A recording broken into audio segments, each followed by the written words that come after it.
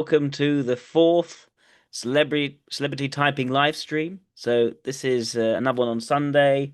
My last one's on Wednesday because the previous Sunday I couldn't do. I might try alternating between Wednesdays and Sundays. But either way, the same rules as before. For a $20 donation via the super chat function at the bottom of the chat, I'll be more than willing to type any public figure, any celebrity, any historical figure, anyone for whom there is enough information out there online for me to look through in order to reach a hypothesis as to what socionics type they are most likely to be. So yes, if you'd like to put in your super chats, I can get started on the typing.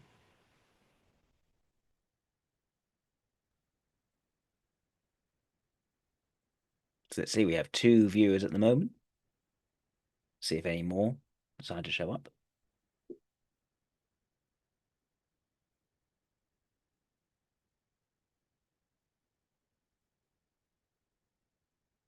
Three now. Excellent.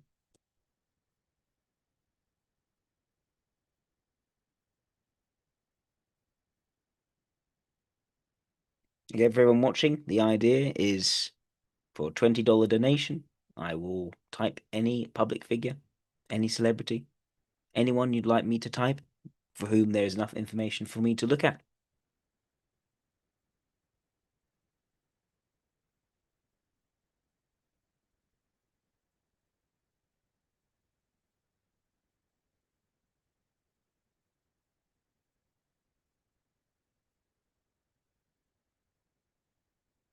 In the meantime, I'm happy to answer some questions while people are waiting.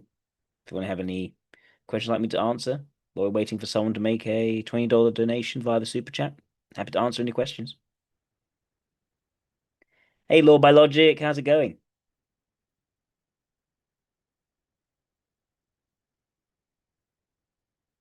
We're on 4 concurrent viewers now.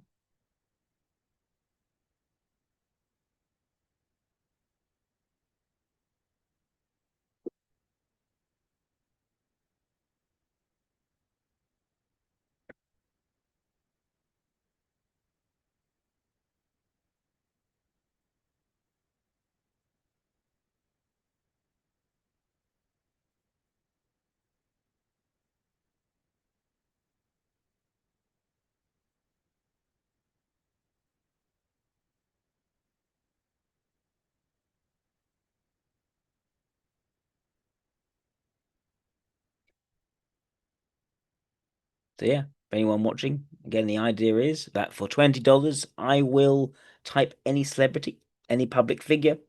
All you need to do is to make that $20 super chat, a minimum of $20, and I'll be delighted to get started. And yes, in the super chat, just say the name of the person you want me to have a look at. Oh, Law by Logic, that sounds great. Yeah, happy to look more into that. I think if you can create an app that somehow facilitates a typological unification, that'll be amazing. I think the key challenge here is to bring people together is one thing. It's creating a space that actively encourages the exchange of views in order to align those viewpoints towards a unified understanding of typology. That is the real need, I think, that needs to be fulfilled in the typology community at the moment. So if you're able to do that, that would be amazing.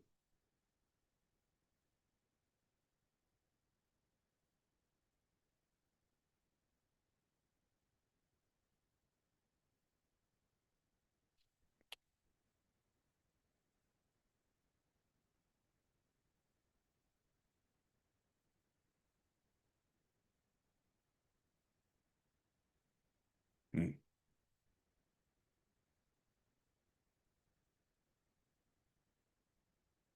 We're up to 6 concurrent viewers. Welcome. Welcome. So, yeah, for anyone who's new, who doesn't know what this involves, the idea is that for $20, If you do that through the super chat, I will type anyone you want me to look at. The only condition is that they are someone who is a public figure. They can be dead, of course, can be historical, they can be even quite niche. As long as there's information available online for me to have a look at because they're a public figure, I will be delighted to type them. Ah, here we go. Spacey, thank you very much. So, can you type Sam Altman, CEO of OpenAI? I have a suspicion, but would like to know your opinion. Cheers. Thank you very much. I'm delighted to get started. Right. Let me just share my screen.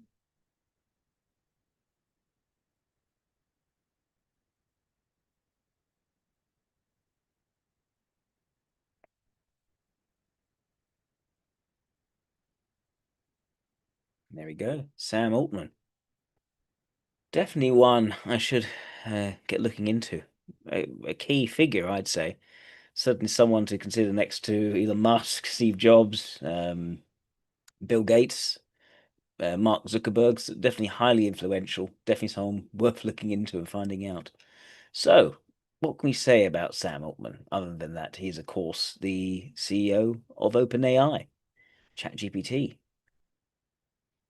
So he dropped out of Stanford University. That's the usual pattern, isn't it? With a lot of these people, they drop out because they realize they can make more money just getting on with their business. After 2 years of founding Looped, a mobile social networking service, raising more than $30 million in venture capital. 2011, he joined Y Combinator, a startup accelerator, as president from 2014 2019. So pretty consistently in the tech space. He was ousted from the role by the board due to lack of confidence in his leadership, but was reinstated 5 days later following significant backlash from employees and investors. That's interesting.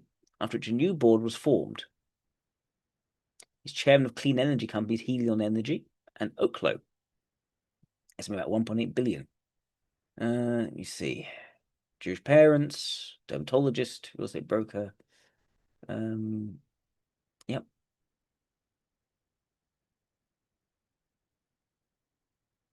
Let's see. Y Combinator.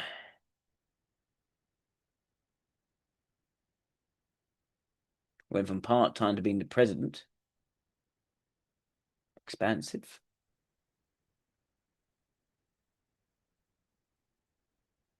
And yet in 2019, he stepped back in order to focus on OpenAI. So this is someone who also, I think, sees new opportunities and pursues them.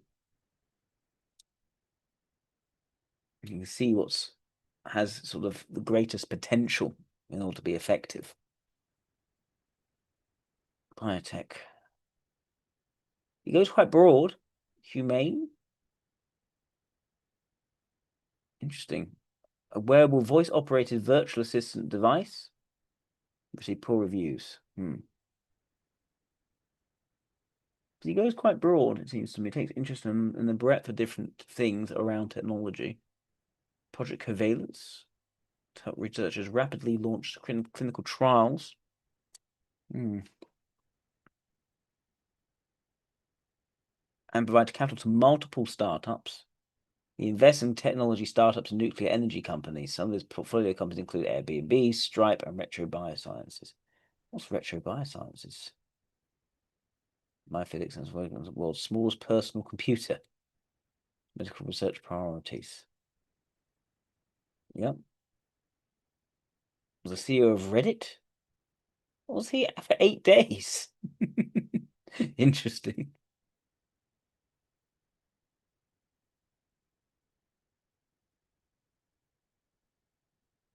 WorldCoin. So again, breadth is definitely coming out here. Energy investments. Yeah, we talked about energy. And it's interesting, it's nuclear fusion is the key thing here. So you say clean energy, it's not solar, it's not wind, it's nuclear. He sees what is the technology of the future and he backs that. Deep investment in OpenAI. So he was in the initial found alongside Musk and others and Peter Thiel. a longtime personal friend of Musk. There's a potential future conflict of interest. He was role CEO of Tesla. Yeah. Musk sued OpenAI and Altman urged they broke the company's founding agreement by prioritizing profit over benefit to humanity. Goodness. He's dismissed at the time. So ChatGPT moving his statement as OpenAI. So why was he removed?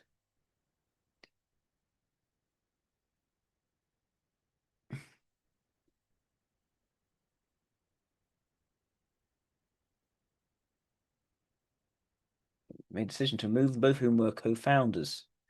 So he was not consistently candid in his communications in the public announcement on the OpenAI blog. In response, Botman resigned from his role as president of OpenAI the day after Altman was removed, or discussed bringing him back to OpenAI.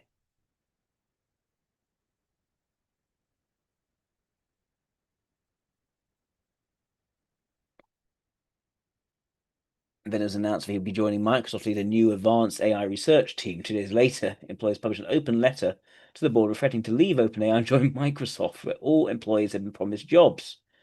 Interesting.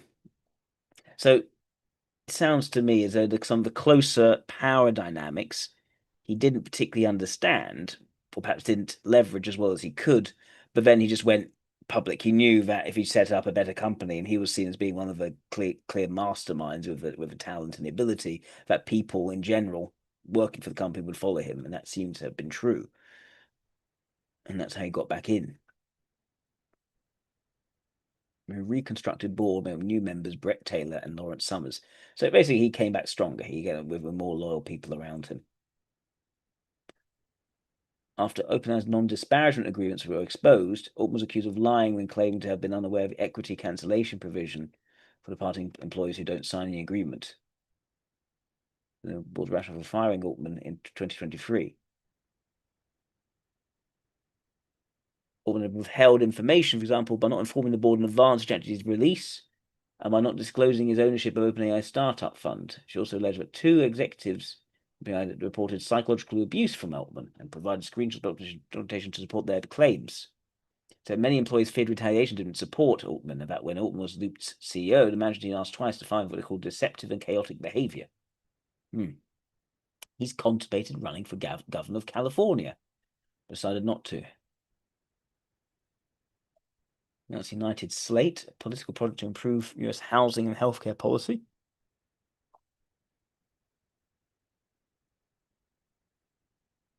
It's all been boosting Representative Dean Phillips and he prepared to challenge President Joe Biden for Democratic nomination. Post-election shares political ideology, saying he believed in techno-capitalism, found himself increasingly politically homeless, criticizing the Democratic Party for no longer encouraging culture, innovation, entrepreneurship.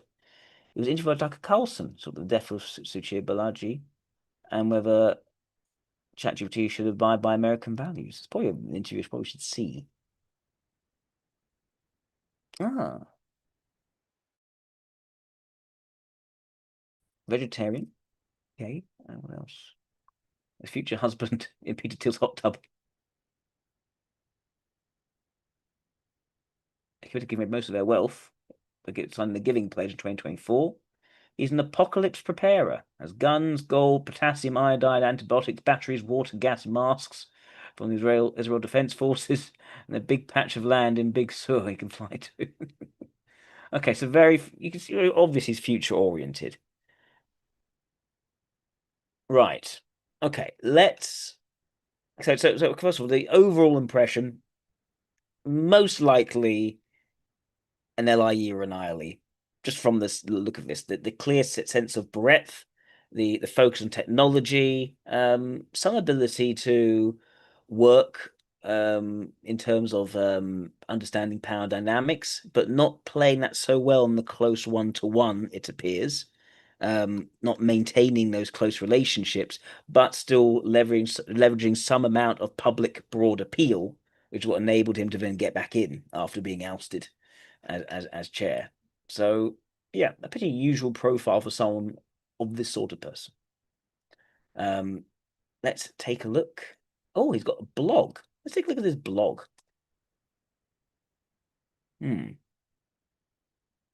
It's mostly about technology. Sora. Yep. Abundant intelligence. Fundamental drive economy, maybe eventually something to do with human right. So he does seem to see himself as cause oriented, although he clearly has been accused of not being that by Elon Musk. That doesn't mean Elon Musk got it right.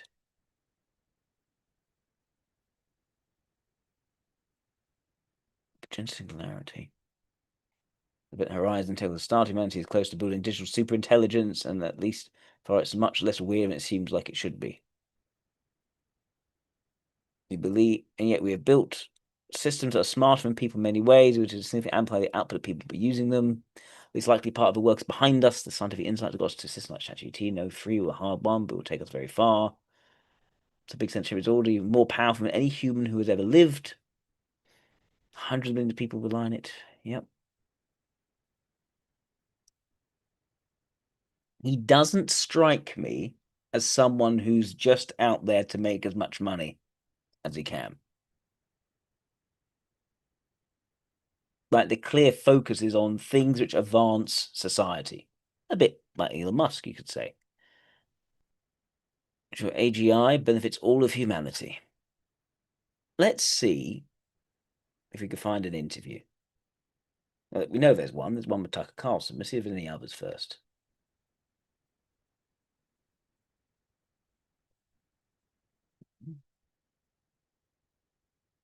That's the most famous one with Tucker Carlson. That's TED. Let's see a TED talk first. Why not? Be at the center of that. I also believe that we probably do need to figure out some sort of new model around the economics of creative output. I think people have been building on the creativity of others for a long time. People take inspiration for a long time.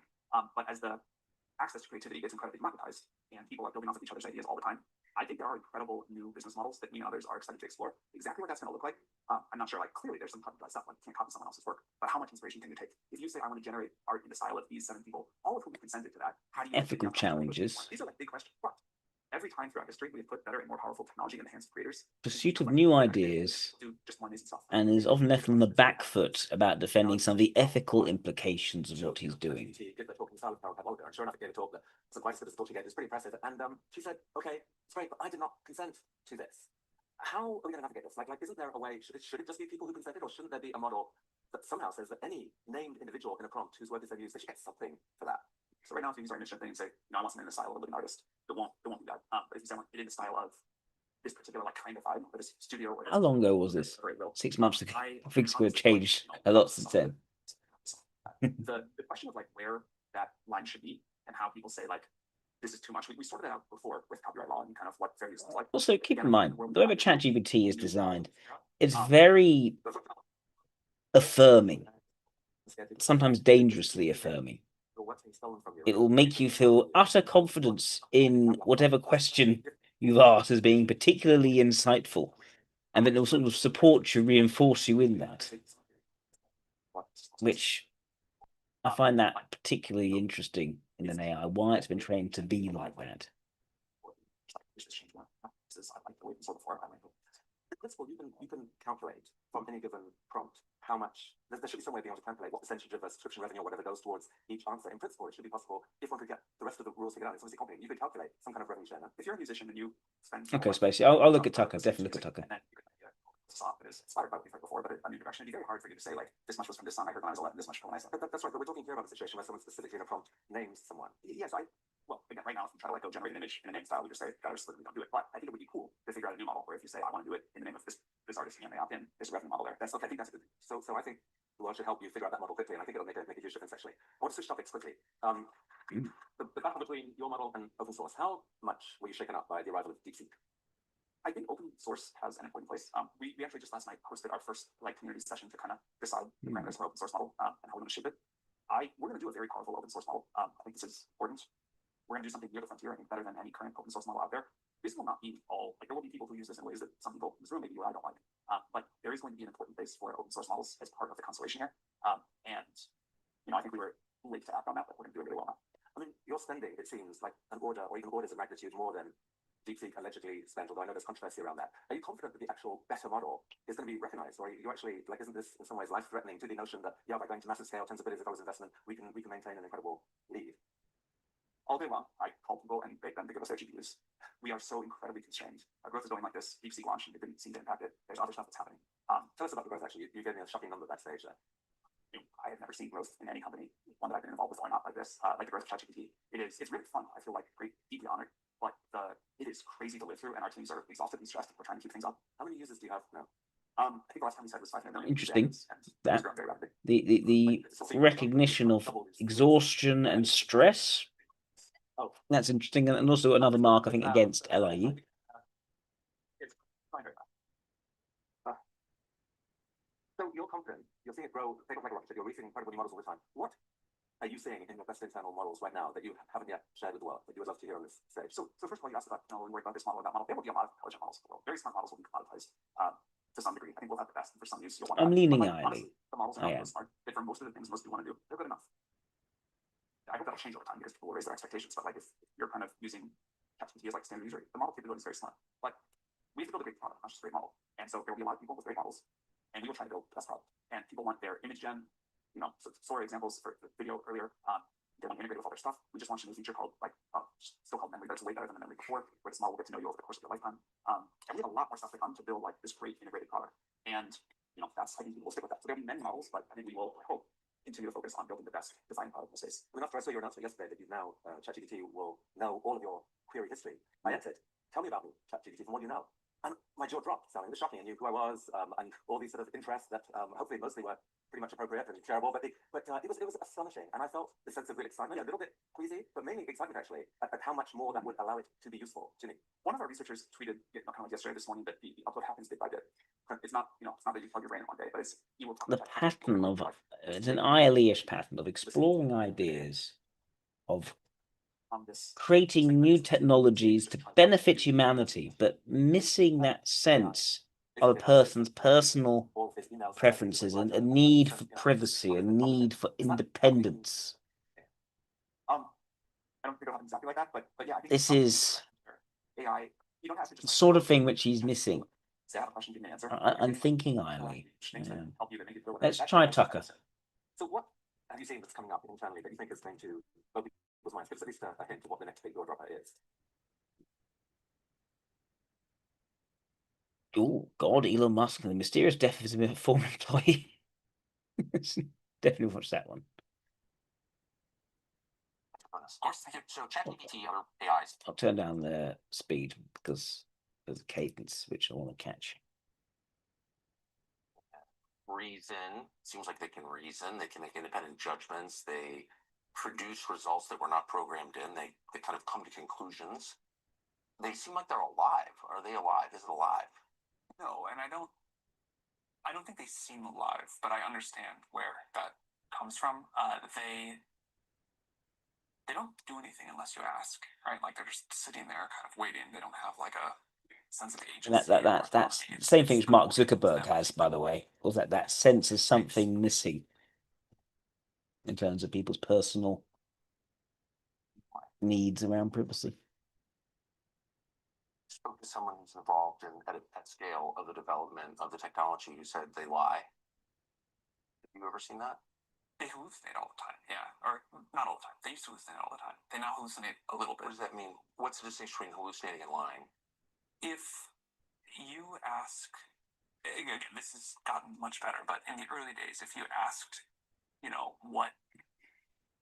what year was President, the made-up name, President Tucker Carlson of the United States born?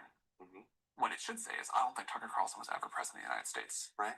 But because of the way they were trained, that was not the most likely response to the training data. So we would assume like, I don't know that there wasn't. The users told me that there was President Tucker Carlson, so I'll make my best guess at a number. And we figured out how to mostly train that out.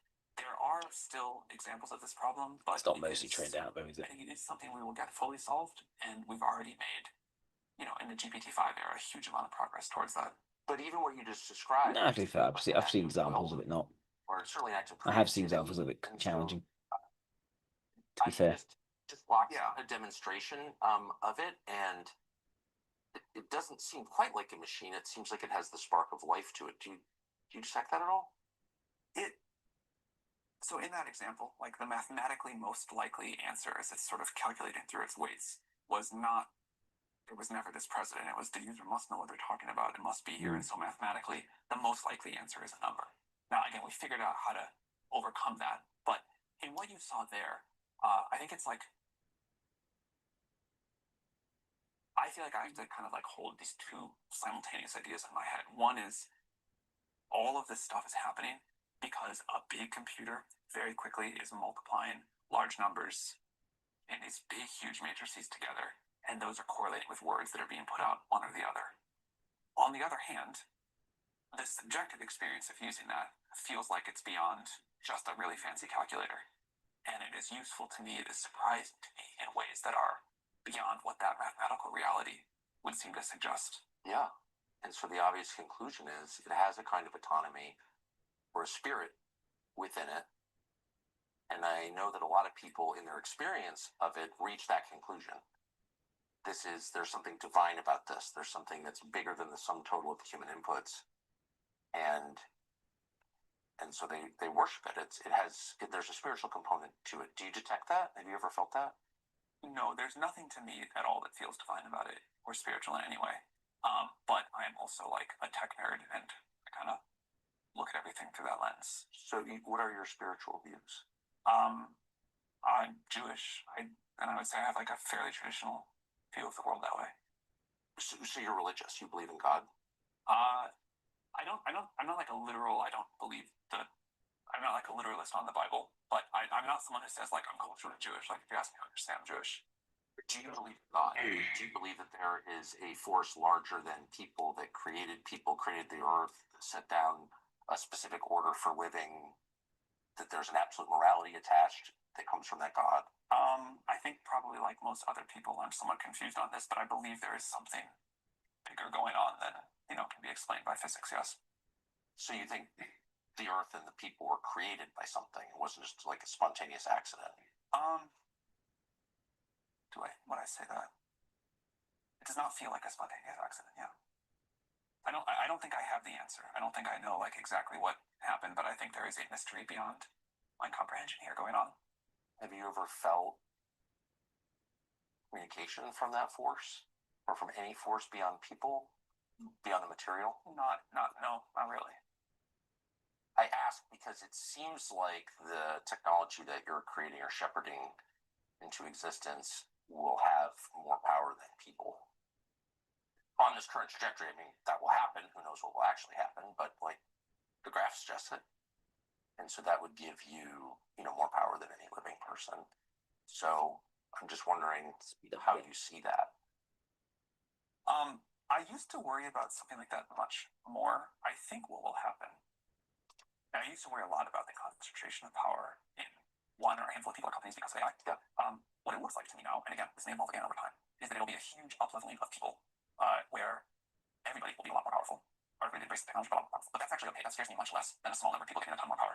If the kind of like ability of each of us just goes up a lot because we're using this technology and we're able to be more productive, more creative, discover new science, and it's a pretty broadly distributed thing, like billions of people are using it, that I can wrap my head around. That feels okay.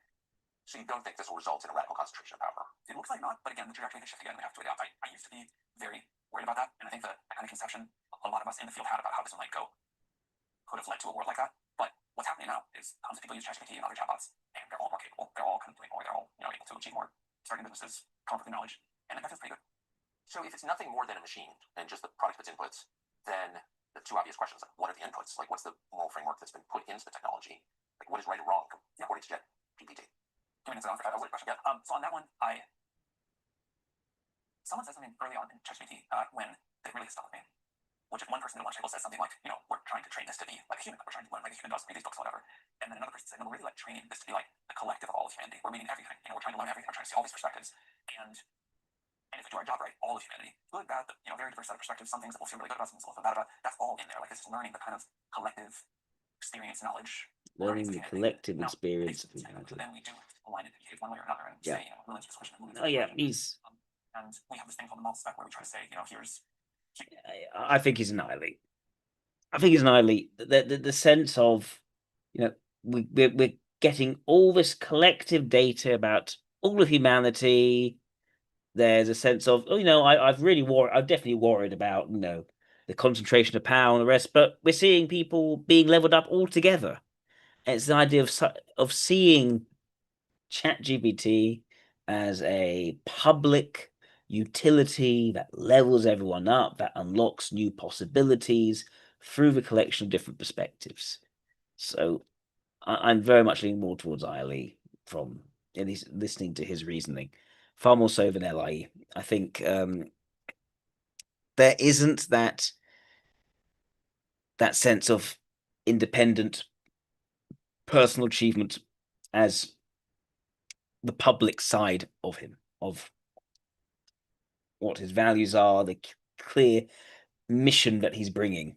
It seems to me far more that he's bringing this sense of using ideas and technology to collectively level people up and unlock new possibilities for new developments to move humanity along.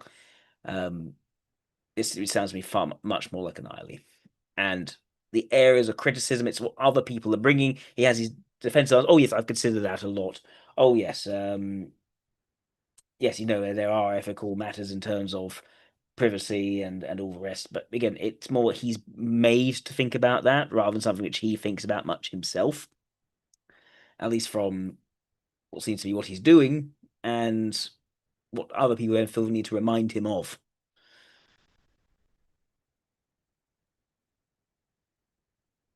Yeah, and Spacey, as you say, I mean, the ulterior motives, he's just out to get as wealthy as possible, all the rest.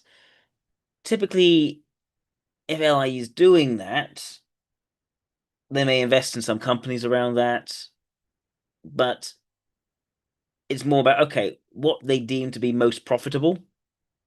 Yet we see him investing in a large number of things where the pattern seems to be what will advance humanity. It's Muskish, it's Peter Thielish in its approach, and sometimes that doesn't actually pay off. But it's usually thinking further along the curve than other people, taking the greater risks because of the possibilities it may unlock, rather than necessarily what will lead to the best bank balance.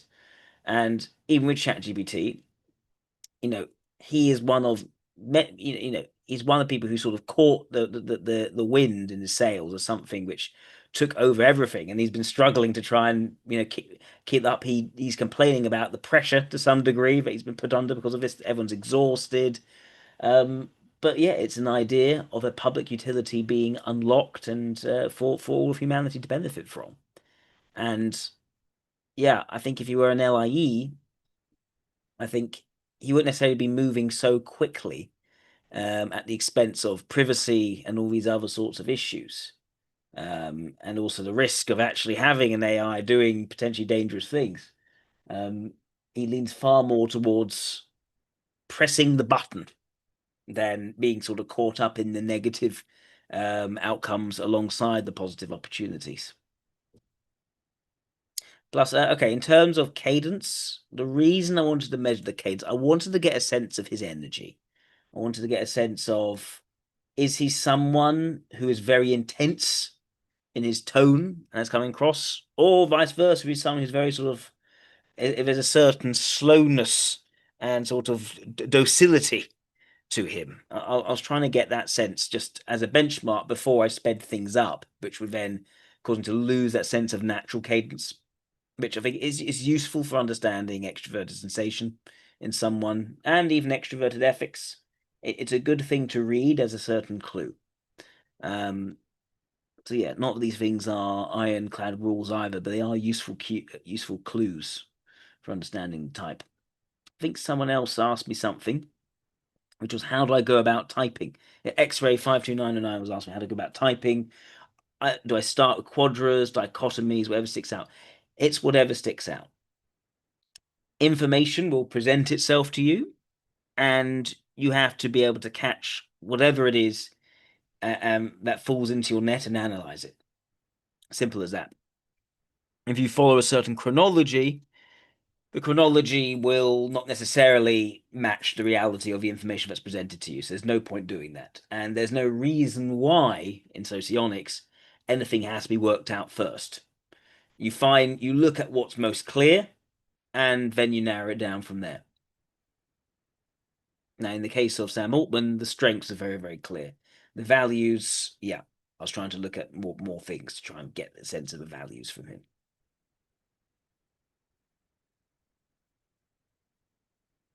Another thing I'd say in terms of his manner, in terms of his cadence, extroverted sensation does not seem to be that present. There isn't that same vigorousness which you see often with an extrovert sensation mobilizing type, whether that's out in the open or a certain then hesitance instead of and sort of cautiousness in place of a vigorousness where the extrovert sensation is less well developed. This seems to be someone who responds to the pressures as they are made to him instead, which makes more sense for a role function. He seemed to be capable of doing that, as can be seen with how he's able to wrest back control over OpenAI. But the introverted ethics, it seems to me to be the weaker point here.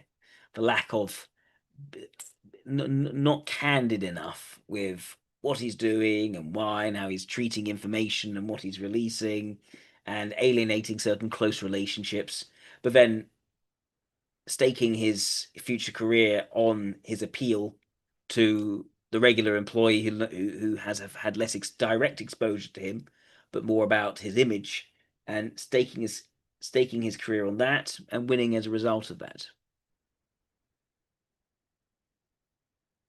Also, Spacey said is undecided at the moment whether you are II. Spacey, please feel free to message me. Be delighted to have a follow-up session with you at some point where we can talk it through if you have any doubts. More than happy to do that with you. One from Pearl Valkyrie. Thank you. Could you type Billy Corgan from the Smashing Pumpkins? All right. Yes. I've never heard of Billy Corgan. I'd be delighted to take a look. Just a quick one from Spacey. Why do some islands seem more put together than others? Well, Asmongold lives on his own in his parents' house. He is a live streamer. Sam Altman is at the head of a whole organization. Sam Altman is also quite a bit older, probably quite a bit smarter. So, development. What influences they have in their life? Sam Altman has a partner. I'm assuming a husband. So there's also that. Who's in your life or influence you had, what experience have you had? They make some more put together than others. You may have even so, like, he dresses quite casually. Not to say that eyes don't dress formally either, but there isn't anything here which someone with other people to look out for his weaker introverted sensation would make sure that this was being put in place before he's put in public. Keep in mind that things like his appearance could affect shareholder prices. So it's far more important for him to look put together than Asmongold, who is not really responsible for anyone else. But Sam Altman is. So these are all reasons why there's that variation. Keep in mind that, there's the type, but types aren't clones of each other. They have very different lifestyles and experiences depending on circumstance. All right.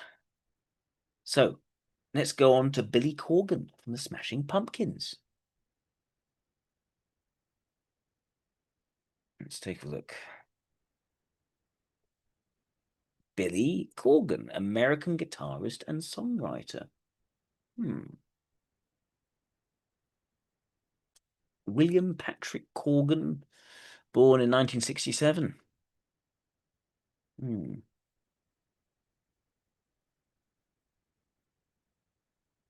credited with popularizing the alternative rock genre and the owner and promoter of National Wrestling Alliance since 2017. That is cool. So what's it between National Wrestling Alliance and, say, WWE? Just a quick thing there.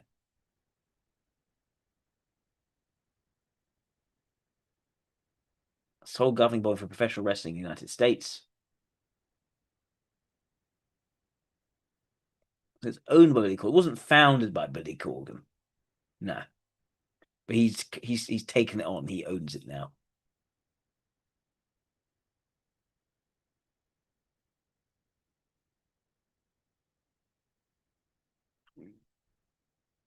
It was purchased by Billy Corgan for his Lightning One Incorporated company. By 2023, it's transitioned into a standalone singular promotion. Right. Let's see what happened since he got it. Name, rights, trademark, and championship belts. Move to 5% Wrestling Corp.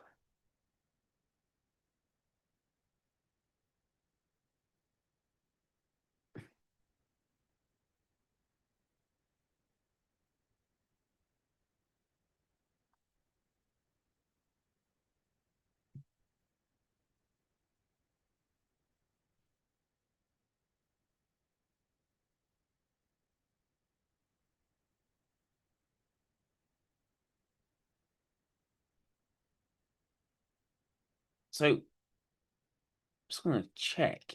Is professional wrestling okay? It's the entertainment sort of wrestling. It's not. It's the performance side of wrestling. It's it's there's a lot of showmanship towards it. It's not like that doesn't happen in some sort of Olympic athletics sort of wrestling. It's show wrestling. That's useful to know. So why did Billy buy this? He co-founded Resistance Pro Wrestling in 2011. Interesting. Right. Born Columbus Hospital, Lincoln Park, oldest child of Martha Louise Mays Corgan Lutz and William J. Corgan. Got Catholic, has a younger brother. He alleges his father was abusive, both physically and emotionally. Developed a protective bond with his younger paternal half-brother. Special needs. Goodness. He's a strong athlete in elementary school. That's 10,000 baseball cards. By the time he began in high school, his athletic prowess had greatly diminished. He started playing guitar. So he didn't keep it up. He got bigger, faster than others, but he didn't maintain that physical prowess. That's interesting. Got more into music.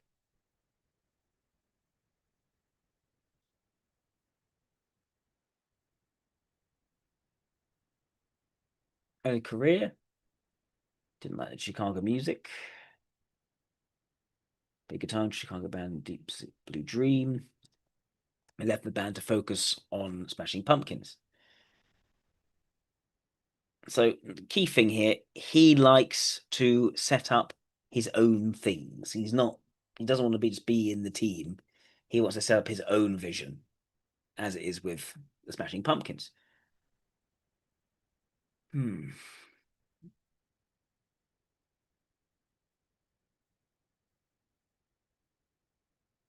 It's like a rock, heavy metal.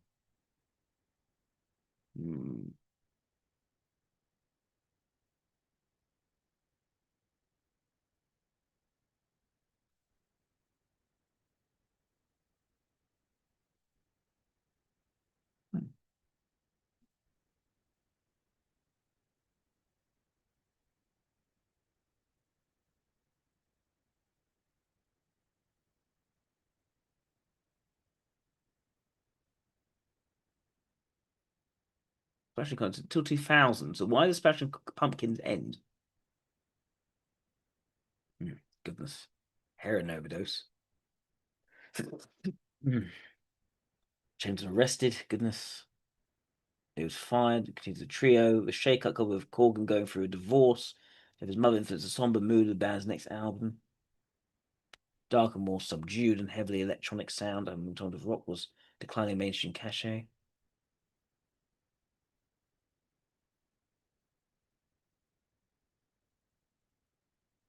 Retsky quit the band.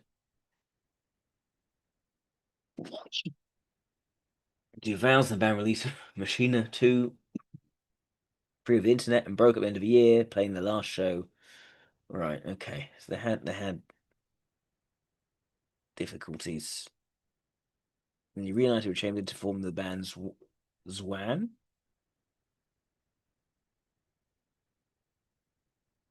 Been writing autobiographical projects on a MySpace page. Commissioned Billy Corgan. Childhood failed marriage, and it's by the breakup of prior bands.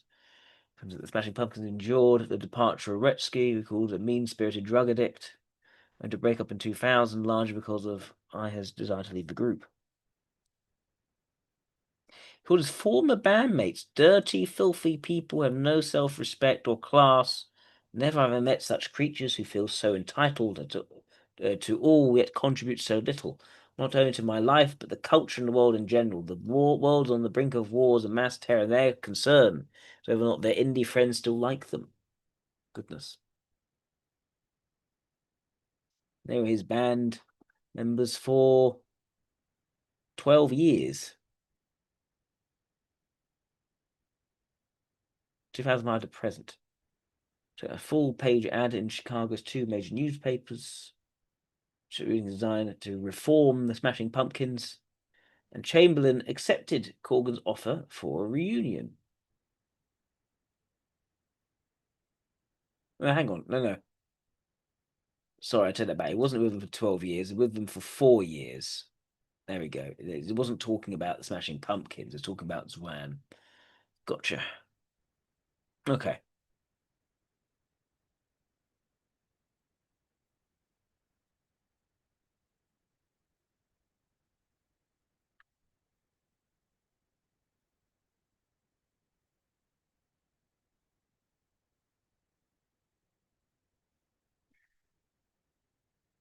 So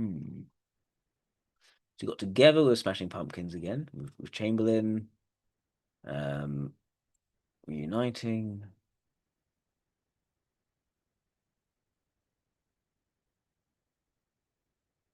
Started being a professional wrestling promoter 2011.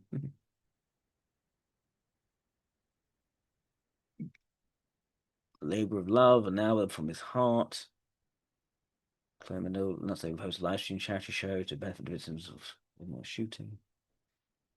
Right. Anxiety, depression, panic attacks, self-harm, there's compulsive disorder, suicidal ideation, attributed to the abuse. So I guess that this is a man who is quite mercurial, quite passionate. There's certainly, when angered, a certain harshness as well. Definitely sort of spiritual side. The sort of person who almost go through healing in public. He's not participated in elections since 1992. Election of Obama, very proud of the country right now, doing the right thing. He says to Obama's presidency. So transcript of the website of Lyndon LaRouche, the official Smashing Pumpkins forum. Testified in front of Congress. HR 848, Foreign to Rights Act. Discontent with social justice awards, claimed to Maoists, cult members, Ku Klux Klan, calling their actions a threat to freedom of speech because of free market libertarian capitalists. He adopted a pescatarian diet, following vegan and gluten free. He opened a Madame Zuzu's tea house in the Ravinia neighborhood of Highland Park. So he gets idea. There's a mercurialness to this person.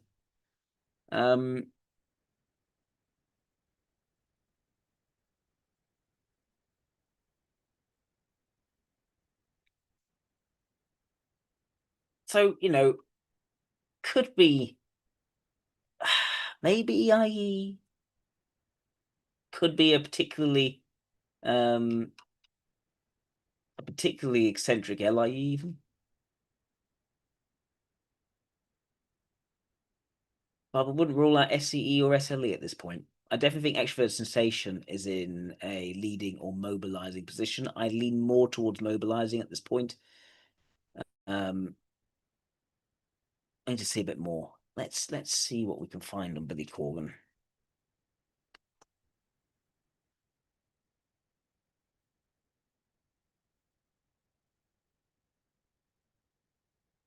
Magnificent Others with Billy Corgan. So he has so he has a channel where he interviews people. He's interested in different ideas and perspectives as well. Oh, he's on Joe Rogan Experience. Let's take a look at this. I told him what my stepmother is. Okay, So definitely, again, gotta get the cadence right. first thing Howie says to me when he sees me, he goes, "Here comes Bill Burr." And I go, "You too?" Like, He looks a bit like Bill Burr. I know about it. I said, "You know what? Heck with it. I'm just going to tell it on your show. So don't ask me anymore." And I went on a show and I told the story about how 10 years ago my stepmother came in and said, "Do you know who Bill Burr is?" I never heard of Bill. Didn't know who he was because I don't really consume much popular culture. I had no idea he was a famous comedian. He could have been the lawnmower guy. Looked up Bill. First thing I saw was like, "Oh my God, he looks just like Daddy." When I was 18 years old, Troll freakery, extrovert sensation, mobilizing. Just something you're saying, Pel Valkyrie. I sired at the same time as you, whose name is Bill. So suddenly these facts come together. My mother telling me these stories. I talked to my dad subsequently about it, and he was very cagey about it. And when I said, "Why won't you tell me where this person is or who this person is?" he said, "I'm trying to protect you." So when my stepmother had told me, it kind of made sense. Like, well, if my half brother is the super famous comedian, my dad, in a way, wouldn't want me to know because he wouldn't want me to feel like I was number two because Bill's so famous. No, it sounds crazy, right? Hey, that's why he's trying to protect you? Well, I don't know. So fast forward to Howie saying something on the street. So I was like, you know what? I'm just going to say something. And I swear to God, hand on my heart, last time I was with you in California, I almost pulled you aside after we were on, and I was going to tell you the story because I knew you knew Bill, and I was going to back channel see if there was anything to the story from Bill's side. Wow. So imagine 6 or 7 years since we talked on your show. Yeah, I don't 2018, know. 2018, somebody said to me today. But so anyway, start talking. But the point is so here I am. Fast forward, I'm just sick of seeing memes of my face with Bill's, and so I just decide on the spur of the moment, you know. So Howie, of course, loves it. But I said on Howie's show that first time, I don't think Bill's my half brother. I don't think there's anything there other than like an uncanny resemblance. Fast forward, the thing comes out, it gets a little bit of social media, and then it goes away. And I think, good. And Bill didn't say anything, so I figured Bill was kind of like, whatever. It was a mild amusement. You know, he could have made a joke out of the whole thing, and he did.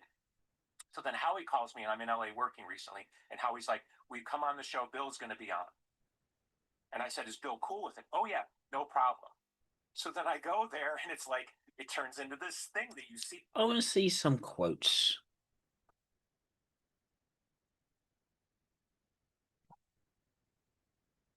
Then I'll get back to the video.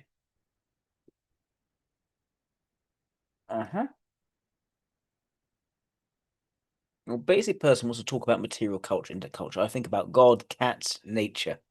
Calm, open debate and logical thought drive strength to its maximum effectiveness. I do not trust those who make the vaccines or the apparatus behind it all to push it on us through fear. The deeper I get into my life as a musician, I'm discovering it becomes less and less about other people, but what I want to do, and that's a good place to be. I'm sort of like a lame single guy in a red sports car. I think a spiritual journey is not so much a journey of discovery, it's a journey of recovery. It's a journey of uncovering your own inner nature. It's already there. I've always been spiritual, but I've never had a proper context. It took me a while to find the proper context. It's hard to realize you can have any kind of relationship with God you want. And so I now have a punk rock relationship with God. So I think with postmodern about people opening up all their skeletons. I'm going the other way. I don't want anyone knowing anything about me anymore. That's interesting. That's always the opposite of what it was seeming like he was doing. I'm definitely sort of coming in with some basic chord changes or ideas. Everybody in the band looks to me to come up with the basic seed, so it's not very productive to come in with nothing. I don't know what technology is, or is the story or the art that's the problem. got into older direct forms of communication. I'd appreciate that more. I was trying to be this person who was cool, eternally rocking. But my mother's losing her for real was like some sort of latent child sort of unresolved issue. She left for real was sort of like I was done. The point of my country right now because I think we've kind of lost our moral compass.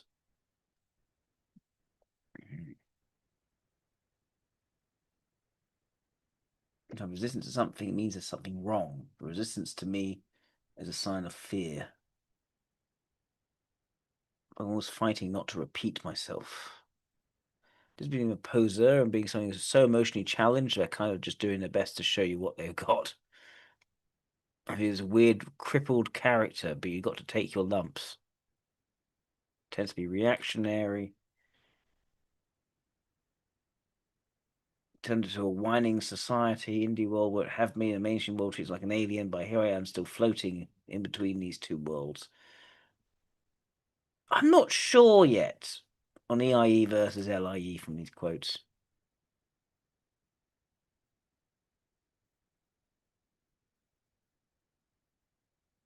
There's a lot of self-deprecation.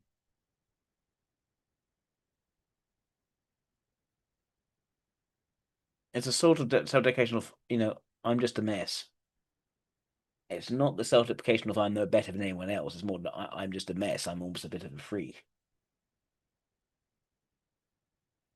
Really honest person, all I can do is go, all I can go on is my own value system.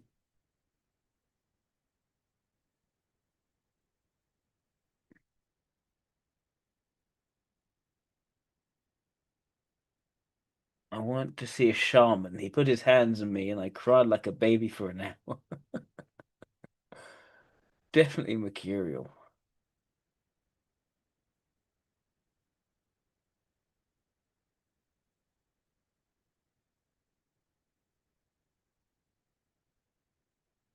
I think I'm an artistic radical. Be recognized as one. I'm a really good musician and a songwriter. I think my real legacy would be as a radical. Well, that leans more EIE, certainly. I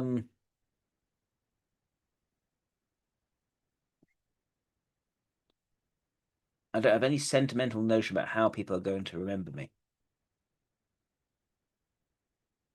Okay. So most of my spend the rest of my life playing clubs if that means I'm playing music that I believe in.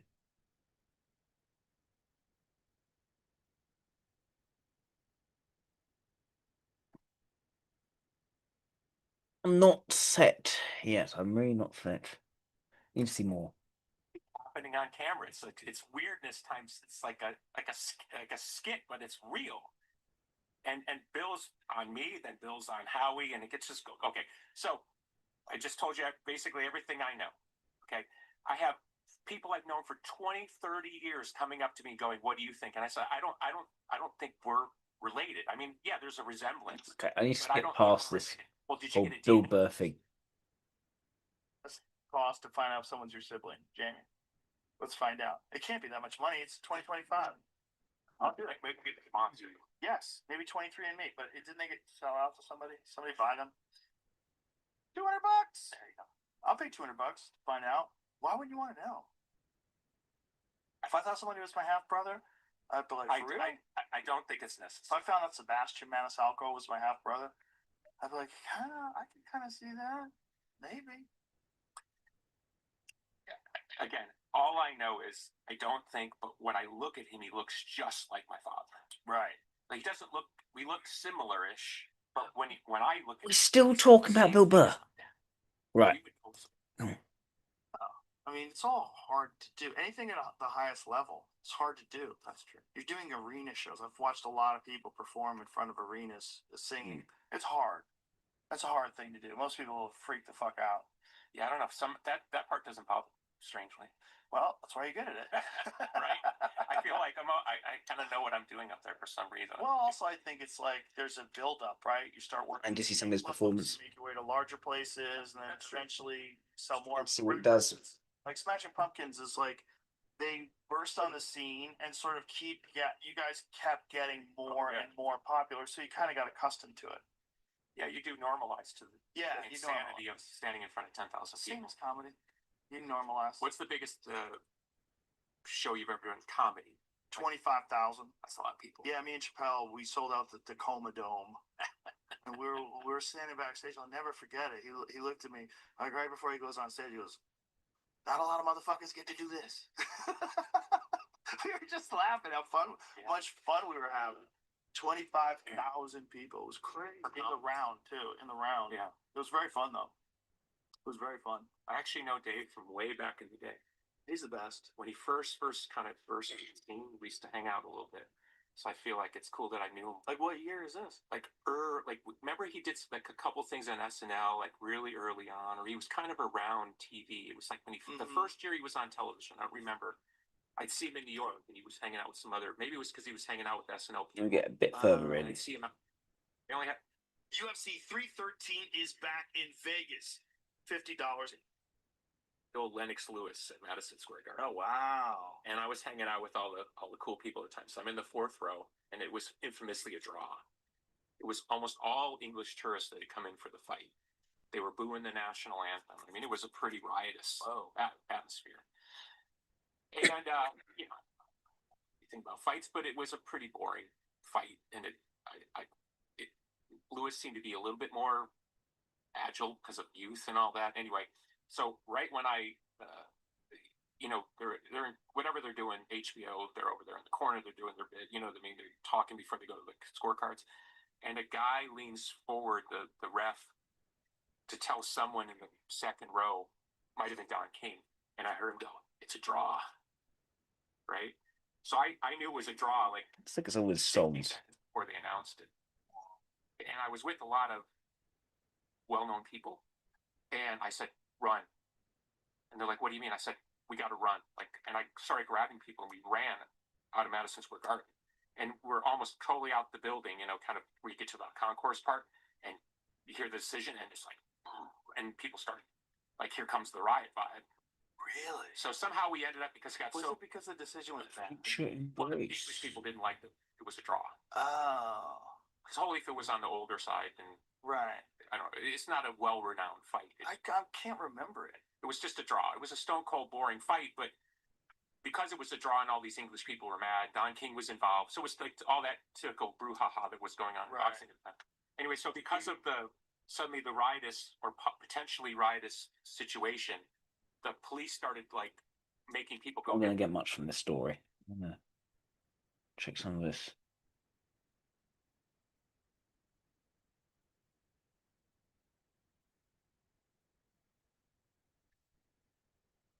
Hmm.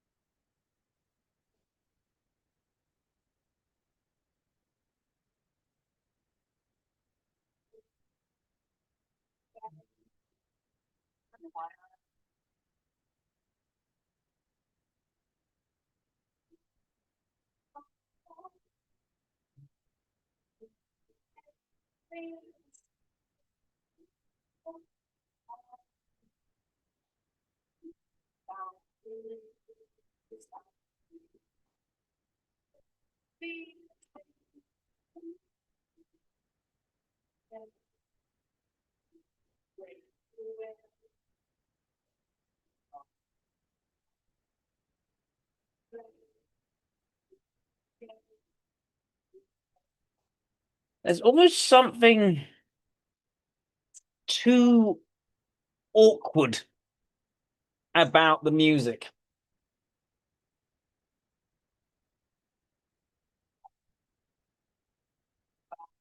It feels like his music is a kind of therapy, but it's very uncrafted.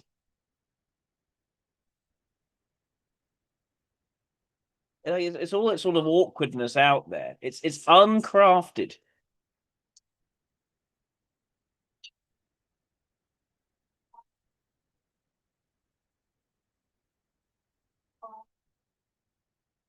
There's very little style to it. Definitely in the quiet taste. Is there anything else? Any other songs? Walking Shade. Let's try a different. This was his first solo.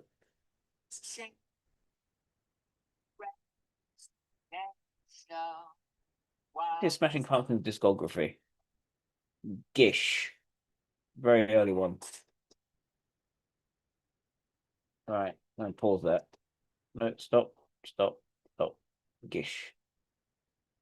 All tracks are written by Billy Corgan except I Am One. Well, Rhinoceros. Let's try a Rhinoceros.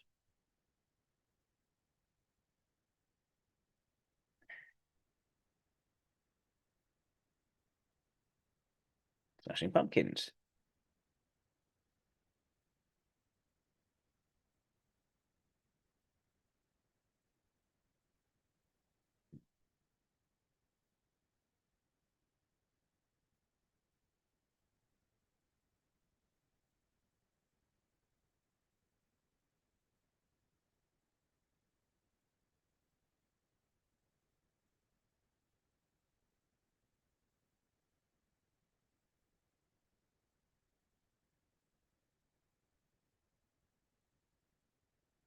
Angst, disillusionment, alienation, modern flawed world. Also does into spiritual mystical quests, touching on Gnostic concepts of the material, the flawed prism, romance, nature and death.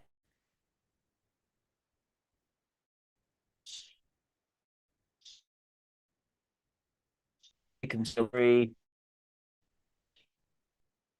relationships, relenting bullying and angst, human condition. I'm leaning more LIE, to be honest. And it's a very artistic, Tarantino-esque LIE. There's a lot of sort of gawky awkwardness in music. It's not polished, it's not pitched. There's no sense of this is what I want you to take from this.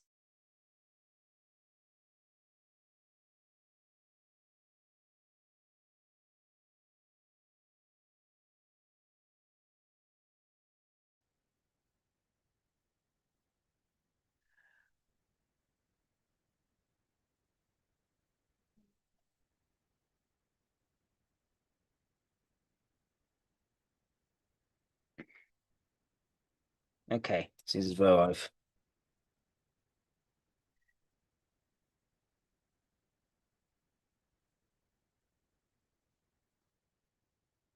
okay. I think I'm back. I hope I'm back.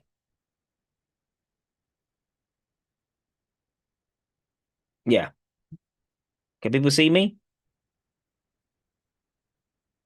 Just checking. People can still see me.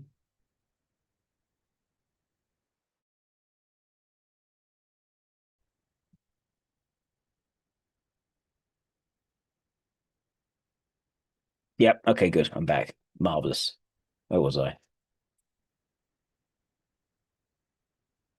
Hmm.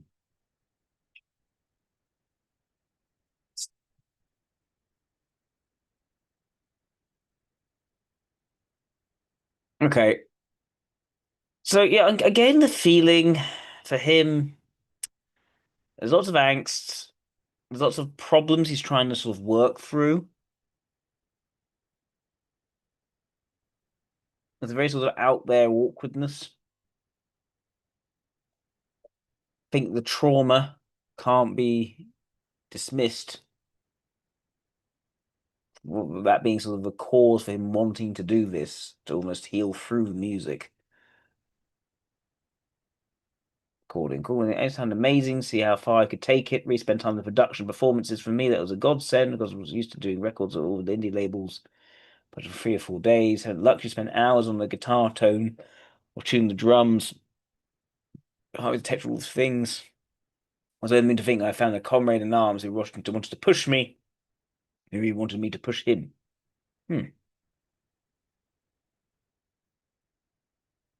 That makes sense. This is a guy who doesn't quite chill, basically, and really needs to move things forward to be their very best. Lulls, another one.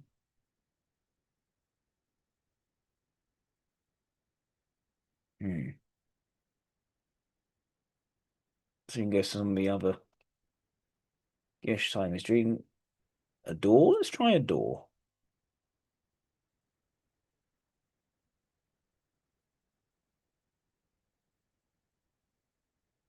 Cause Debbie is setting out to widen his band's sound and message. He's not talking to teenagers anymore, I'm talking to everyone now. It's a wider dialogue. I'm talking to people who are older than me and younger than me in our generation as well. Much more consent to go back to what's important at the musical core and build it outward. So that he needed to prove he was an artist, which is the death knell of any artist.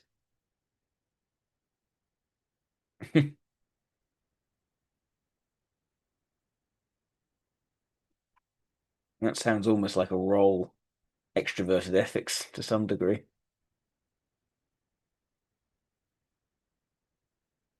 All tracks are written by Billy Corgan. Yep. Ava Adore. Let's take a look at that. He's not collaborative. He writes the songs. He is the visionary. That's very clear. He doesn't like to give control to others. That's my impression. See, even a live performance. Why does he do these podcasts?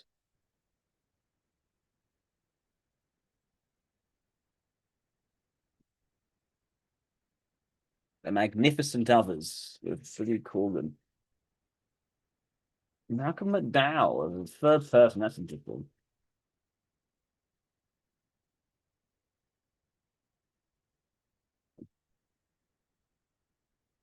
I could see him struggling. He didn't really was in two minds whether he was going to tell me. What the That's the thing is Tarantino. I type LIE. I get very strong Tarantino vibes.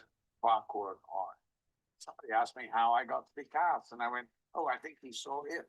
Stanley looked at his wife and said, "We found our Alex." Wow. I read it again, and I knew that it was one of the great parts. Let's play the music and I'll see. And 3 weeks ago. And intensely, and he was laughing, dressed to be of minimal importance.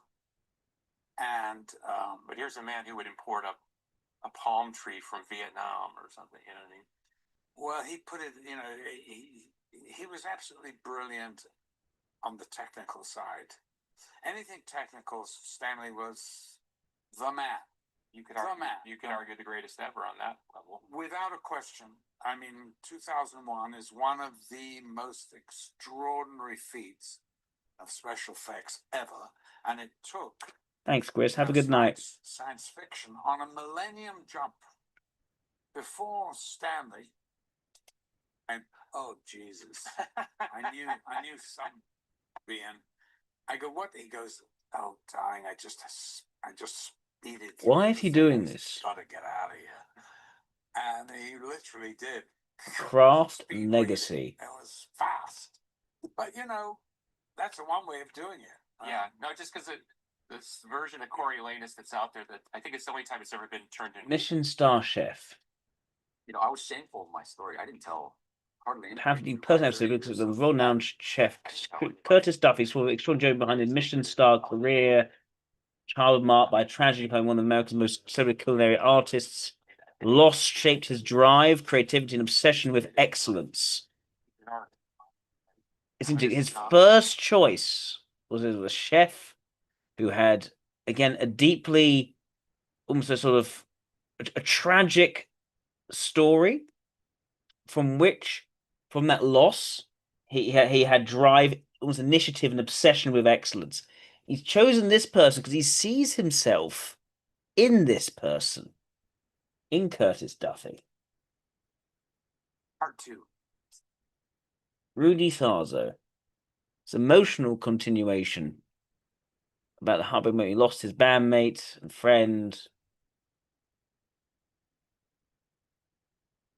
This is a fellow sort of band person. Okay.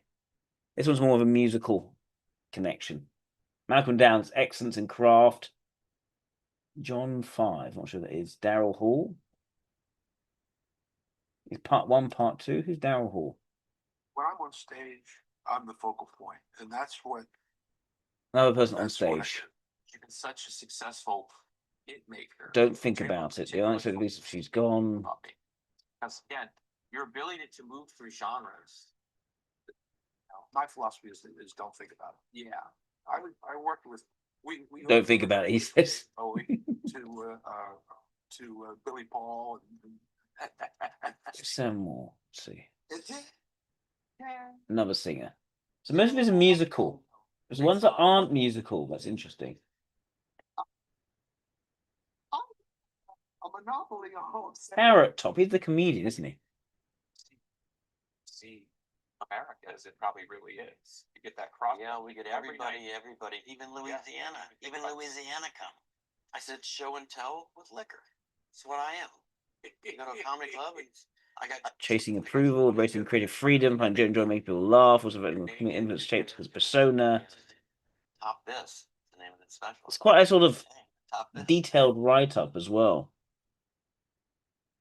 About 2 hours this morning.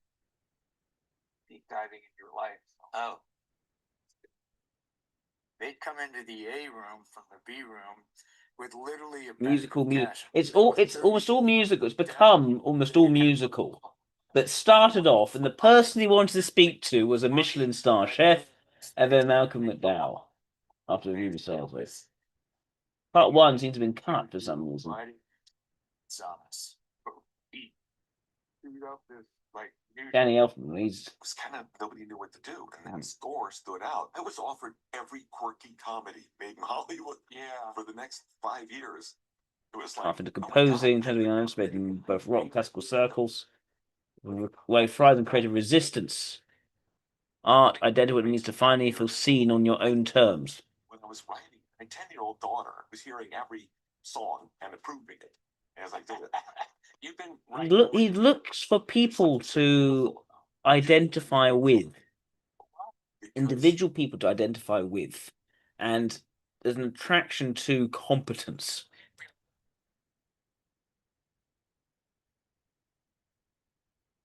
Okay, let me go back to.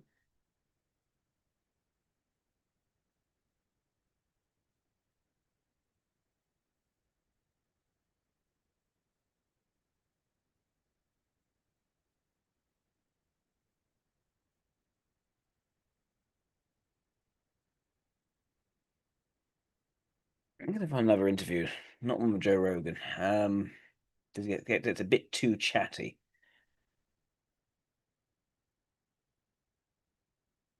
Hmm.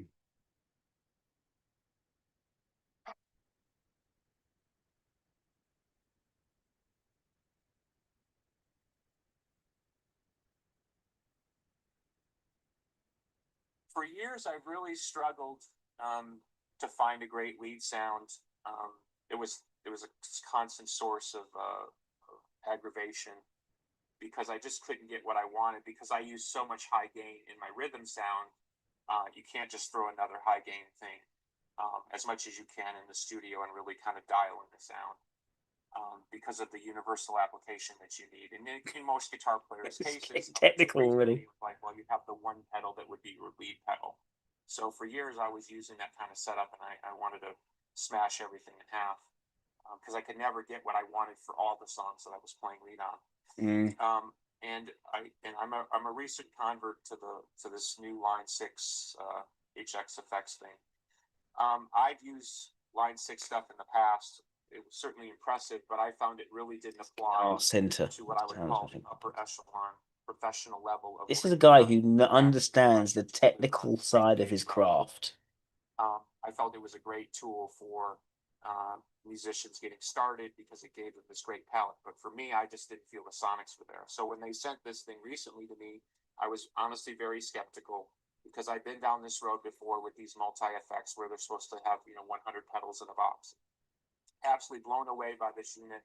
I've gotten rid of all my vintage pedals and all my effects now are in this box. I have everything I need for essentially 14 years of my musical life, where I was using a lot of electro harmonics and stuff like that. I love all that stuff, but it's impossible to have 15 pedals in a live setup. And as a singer who plays guitar or a guitar player who sings, I don't have the luxury to run around and stomp around. I don't think I've ever seen an interview like this. So, Guitar center. Is this the normal ability for to chain effects, this channel? the ability to decide what order they go in, have customized settings for every song. It's amazing, and obviously they must have worked something out because there's emulations of a lot of famous pedals in here, so they are really paying tribute to these pedals. They haven't created anything new as much as they found. Why is he giving this interview? Let's see someone else and see, do they answer in this highly technical way? I just want to test this.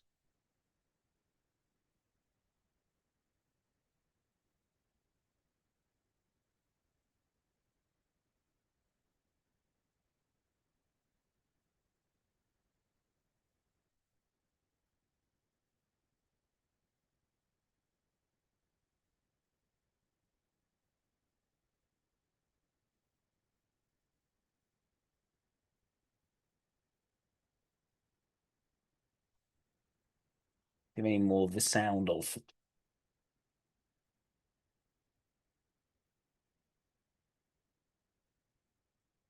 Hmm.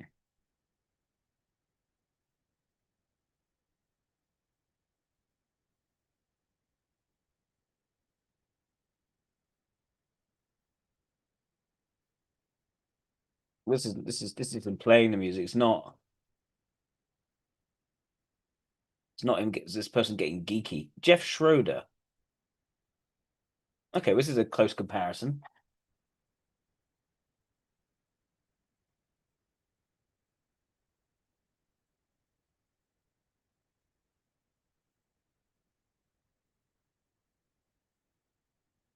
Yamaha RSP20, made in Japan.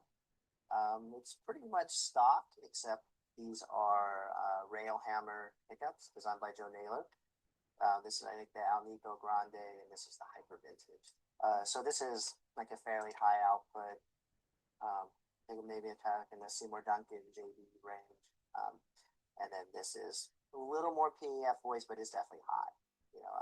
But these pickups are great. They have a lot of clarity on the low end, really punchy sounding. And yeah, so this is,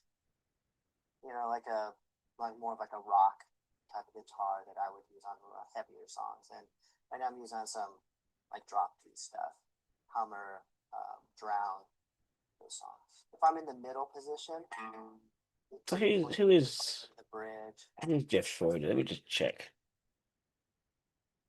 He's the guitarist.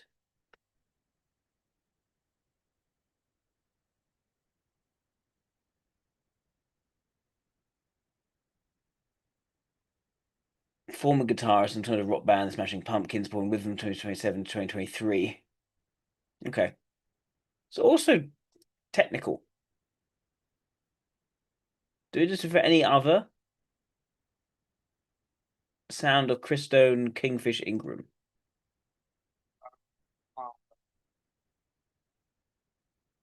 Something that was like a hard hitting rock too.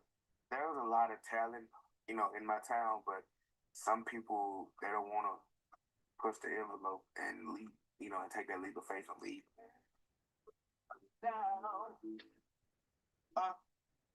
Whenever It seems to me sweet spot, I find that sweet spot where I can play like the solo and I'm also using no way huge octopus MIDI.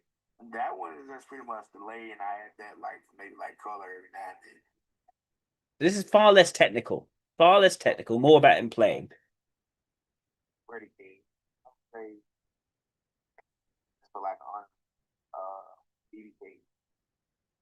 It's more about people he knows. It's the decision to just make things so technical, and the fact that Billy Corgan is sort of the guy who calls the shots in that band. I think there's a strong sign that this is a deeply technically minded person, and he works well people who are also technically minded. I've never seen anything like that for a sort of an EIE musician. Guitar amps and effects, guitars. Which one was I seeing? I was seeing the guitar amps and effects. What about guitars? Jim showing Yamaha drums.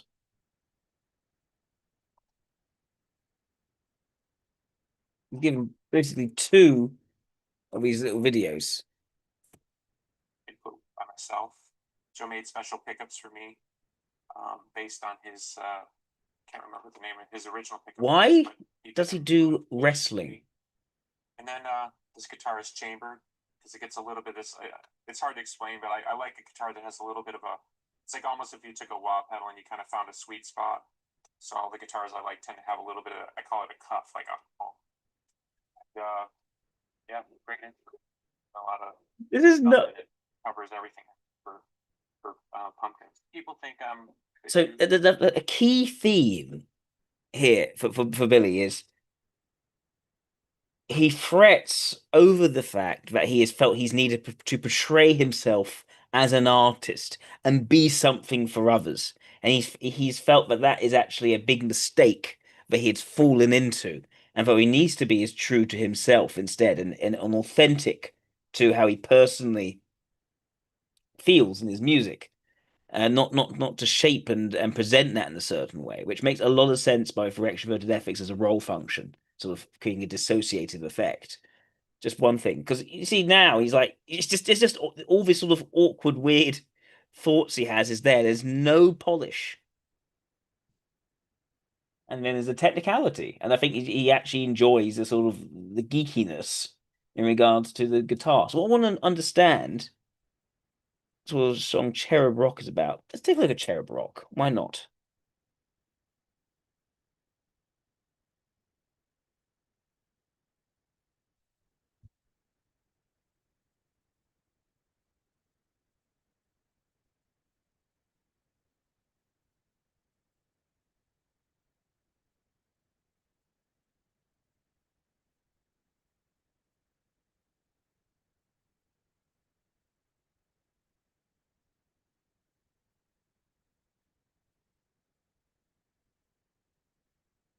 Freak out and give in. Doesn't matter what you believe in. Stay cool and be somebody's fool this year because they know is righteous what is bold, as I'm told. There's some money. Who wants that honey? You might come along for the big fight to rock. Well, those angels with wings glued on because deep down they're frightened and scared if you don't stare. And the outs. Tell me all your secrets. Can I help but believe this is true? Tell me all your secrets. No, I know. So listen when I was told. The counterculture that he never identified with or was included in. And paints a picture of a volatile music industry at this time. Yeah.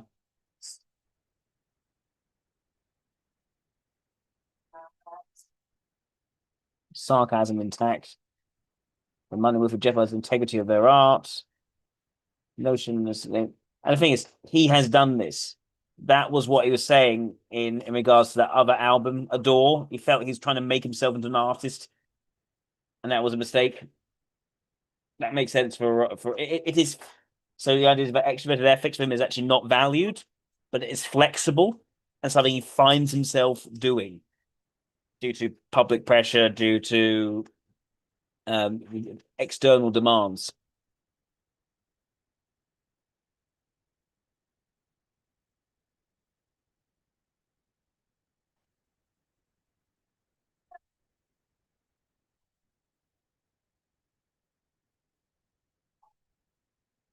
Okay, I think I get the idea. Right, I want to find out about the wrestling. I'm fascinated by this. Why did he go into wrestling? Let's find out.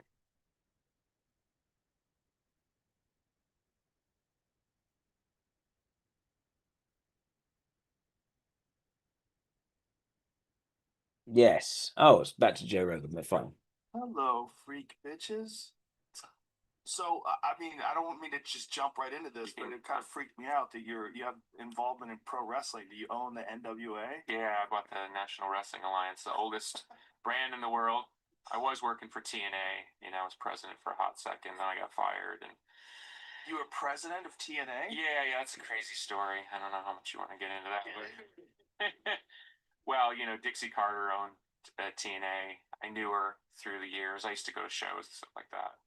And at some point they approached me about investing. I said no. Then they offered me a job. I started working for the company. Then they started having money problems. They started putting money in. And through the contrivance of all that, then I started getting more power in the company and putting in more money. So then it became like, well, if I'm going to put in all this money and I'm going to have all this power, I want to run the show. They basically said that was cool. And then the minute I had the spot, it was like Game of Thrones. They all started trying to kill me off. And then, wrestling's weird because you have this weird mix of reality and fantasy. And it's hard sometimes to know where one thing, and the fans get into both the behind the scenes and the fantasy. So no one's quite sure sometimes where the blur is. And yeah, it got pretty crazy for a while. There's a lawsuit. A real lawsuit? Yeah, no, I sued. I sued, and this is a quick funny thing. People continually write that I lost the lawsuit. I never lost the lawsuit. I lost one of the motions, which led to then me negotiating, and we settled out of court. But the judge, the contract that they signed that would have allowed me to take over the company under the motion that I had filed, the judge basically dismissed my motion because the contract they had signed with me was illegal under Tennessee law, even though a Tennessee lawyer had negotiated on the company's behalf and signed it. Whoa. That sounds like some double cross wrestling type stuff. Yeah. So it'd be like if you did a contract with me and then I sued you, and then the judge says, well, even though Joe had a California lawyer sign, it's illegal under California law, so therefore the contract's meaningless. It was bizarre. How does one go from Smashing Pumpkins to pro wrestling and then go so deep that you're like an owner? Yeah, no, it's pretty wild. That is the question. Unexpected for a lot of people, That right? is the question. A lot. And I've actually learned over time it's just best to keep the world separate because the music fans don't want to hear anything about the wrestling. I did type Joe Rogan in SE. Yes. They get that I'm a bit goofy, but they just don't want to hear about the wrestling thing. They ask the worlds to be kept separate. Did they ever get mad at you? Oh yeah. Oh yeah. It's like kind of messy. And you can appreciate it. It kills the gimmick. Yes, they want me to be this goth vampire guy or whatever, right. And then it's like, and then there's pro wrestling. It just totally kills the gimmick. Again, that's the extrovert ethics not being his key value. Do what they like. Well, that's something I appreciate about you. You know what I mean? Like I've watched where you guys go deep dives in MMA and other things. It's like I think it's cool to have multiple. But what's the why? He hasn't answered the why. Well, I think for some reason people shy away from that because they think folks are going to be confused. I don't care. Yeah, good for you. That's awesome. Yeah. No, growing up in Chicago, there was a really rich wrestling history in Chicago growing up, and my great grandmother watched wrestling. I mean, it was like I grew up at 4 years old. I'm watching Dick the Bruiser on television, and this is also the era of hockey fights and roller derby. Oh, roller derby. So we'd watch hockey, pro wrestling, and it was in the family. Yeah. And then later I found out that my other great grandmother also watched wrestling. So both sides of the family, both great grandmothers watch wrestling. So it's just in the blood. I guess we like the carny of it all. Well, I'm always amazed that roller derby never made like a serious comeback. They tried, kind of did the tattooed girls doing roller derby hipstery type thing. It had a moment there. Well, I know I had a friend who was into it. She was that type. It's almost like a guilty pleasure. That we catch on today. They transitioned from like roller derby to Suicide Girls. Yeah. Right? It was you gotta get a little hotter. Yeah, exactly. Girl. You could be thick and be a roller derby girl. You could eat all the carbs you like. The roller derby back in the day was huge. Yeah. I mean, they were doing like packed arenas and stuff. That's crazy. Well, it's fun to watch. It's pretty wild. Yeah. You see them go after each other and skating around. It's pretty aggressive. It's fun. It's like racing. You see the dynamics with him and the team. That's also cool. you know, it's early days memory, but I remember thinking, you know, there's something sort of hot about the whole thing. Yes. I think, especially in Chicago, the women's roller derby was bigger than. He's a matter-of-fact speaker.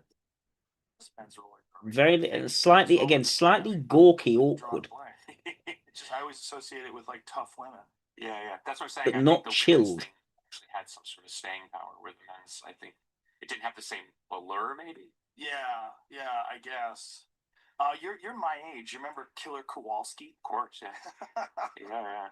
I remember watching that when I was a kid in Boston, watching it on regular TV. You know, Those guys were great. I mean, I think I'm solidifying around LIE for him. I think that's part of what we're trying to do. That's the cool thing about the NWO is we actually possess that history, and so our job is to sort of update it. You know, to bring that tough guy thing back into the modern world in a way that sort of doesn't insult the audience. Interesting how the management of close one-to-one relationships has not been very successful. As I said, they all went Game of Thrones on him as soon as he reached a sort of position of power. His history was you had all these rival promoters, including the McMahons in the Northeast, that eventually sort of formed a kind of ad hoc association to create a better business. In essence, get everybody on the same page. And what they would do is they named one champ, and the champ would rotate through the different territories, come in and take on whoever was the local guy.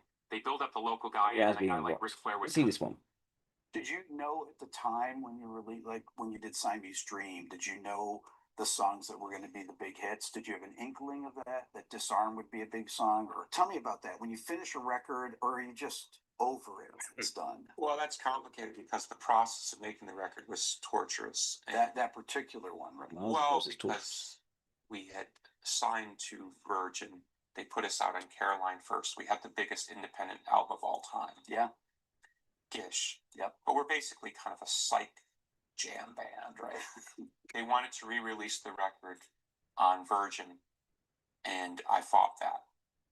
So I basically stuck my foot and said, let me make a record that would be more apt to the atmosphere that exists now, which is, let's call it the post-Nirvana Pearl Jam era, where everything's on MTV.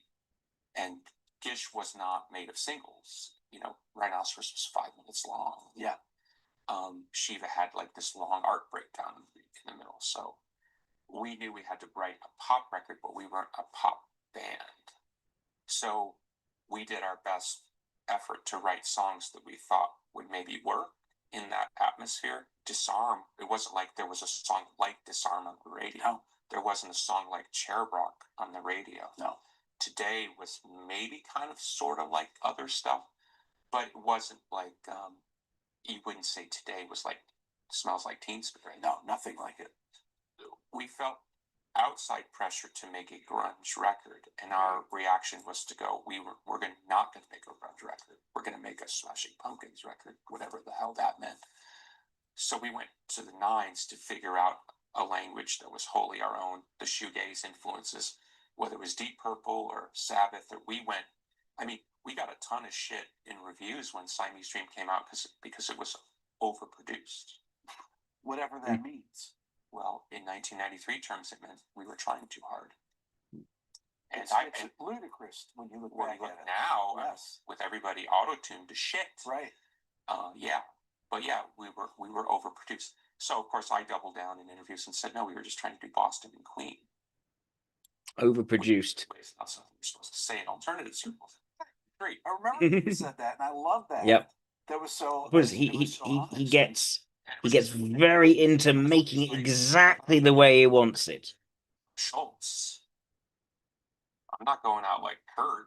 You know what I mean? I'm going out like Tom Schultz. That was, in my mind, that made sense to me. Right. But we took a lot of junk for that because somehow layering guitars was something you weren't supposed to do, or using strings, and we were criticized for using strings. Well, you used strings on Daydream on the first record, so yeah, but the way we used strings on Disarm, that was too. Doesn't like when he's doesn't like all these people, different groups sort of criticizing him, sort of the prevailing culture of this and that. Okay, so take a song like Cherub Rock, which is another. Right, this one. Hello, freak bitches. I've always wondered what it's like when you are beginning as an artist. You know, you're idealistic. You have all these ideas about what the future could be. who knows? It's all wide open. And then all of a sudden, many years later, you are a fucking massive superstar selling out arenas. How difficult is it to find people who understand where your head is at? Do you like seek out other superstar musicians and talk to I each did, other? and I got nowhere there either. Really? Yeah, I had a hard time ever getting like good data. The freakiest thing was I saw how it changed my inner world, meaning friends and family. How so? My step grandfather, who was a World What War did you II say? vet, I did, and I got nowhere there either. Really? Yeah, I had a hard time ever getting like good data. The freakiest. And That's that question. you are a fucking massive superstar selling out arenas. How difficult is it to find people who understand where your head is at? Impossible. Do you like seek out other superstar musicians and talk to I each did, other? and I got nowhere there either. Really? Yeah, I've had a hard time ever getting like good data. Let's put it that way. Good data. The freakiest thing was I saw how it Interesting, changed that. my inner world, meaning friends and family. How so? My step grandfather, who was a World War II vet, very closed down, classic Eisenhower Republican type of guy, smart, you know what I mean, had literally zero interest in me as a kid. I mean, negative zero interest. And one day I'm sitting there at Christmas, and now Grandpa wants to talk to me about the economics of my success. Whoa.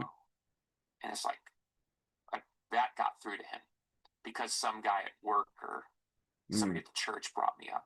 It's like, oh, that's my grandson. You know, nothing about childhood, you know, childhood tears did anything, but that, you know, I saw where it warped the gravity in my family. And then you get the friend like, you're different. It's like, yeah, I'm different. Of course I'm different. You know what I mean? You know what I mean? It's like, I got $1 million in my pocket. You know what I mean?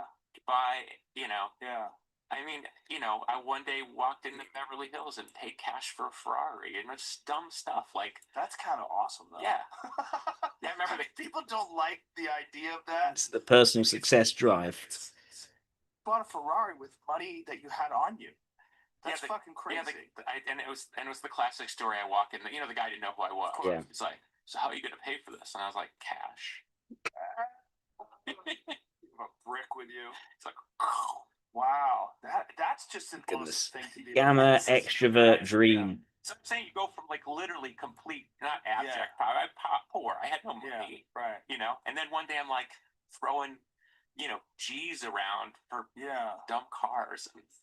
Well, it's also you've reached such a high level that It's dumb. It's not about a status symbol either. It's not about showing everyone he's a status. It's about I can do this with the money I have got. I can do this. I've achieved this.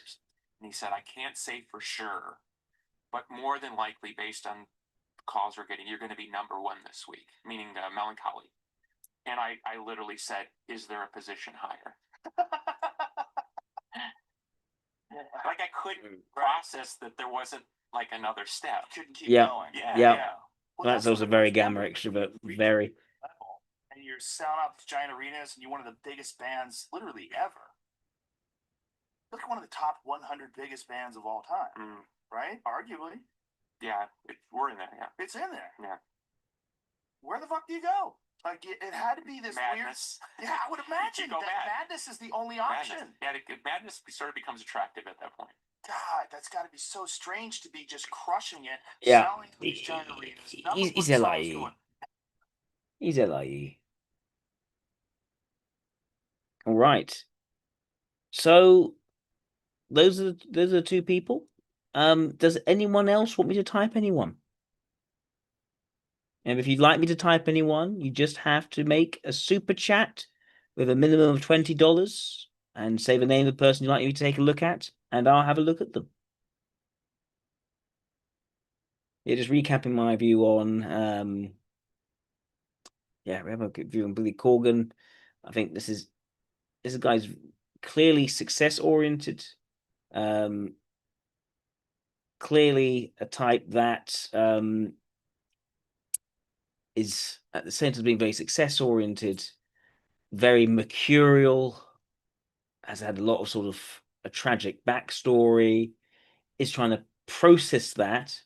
It's not extroverted ethics. That's the struggle for him. He has fallen to extroverted ethics as in the way that a role function would make sense, almost feeling like he's becoming a sellout as an artist.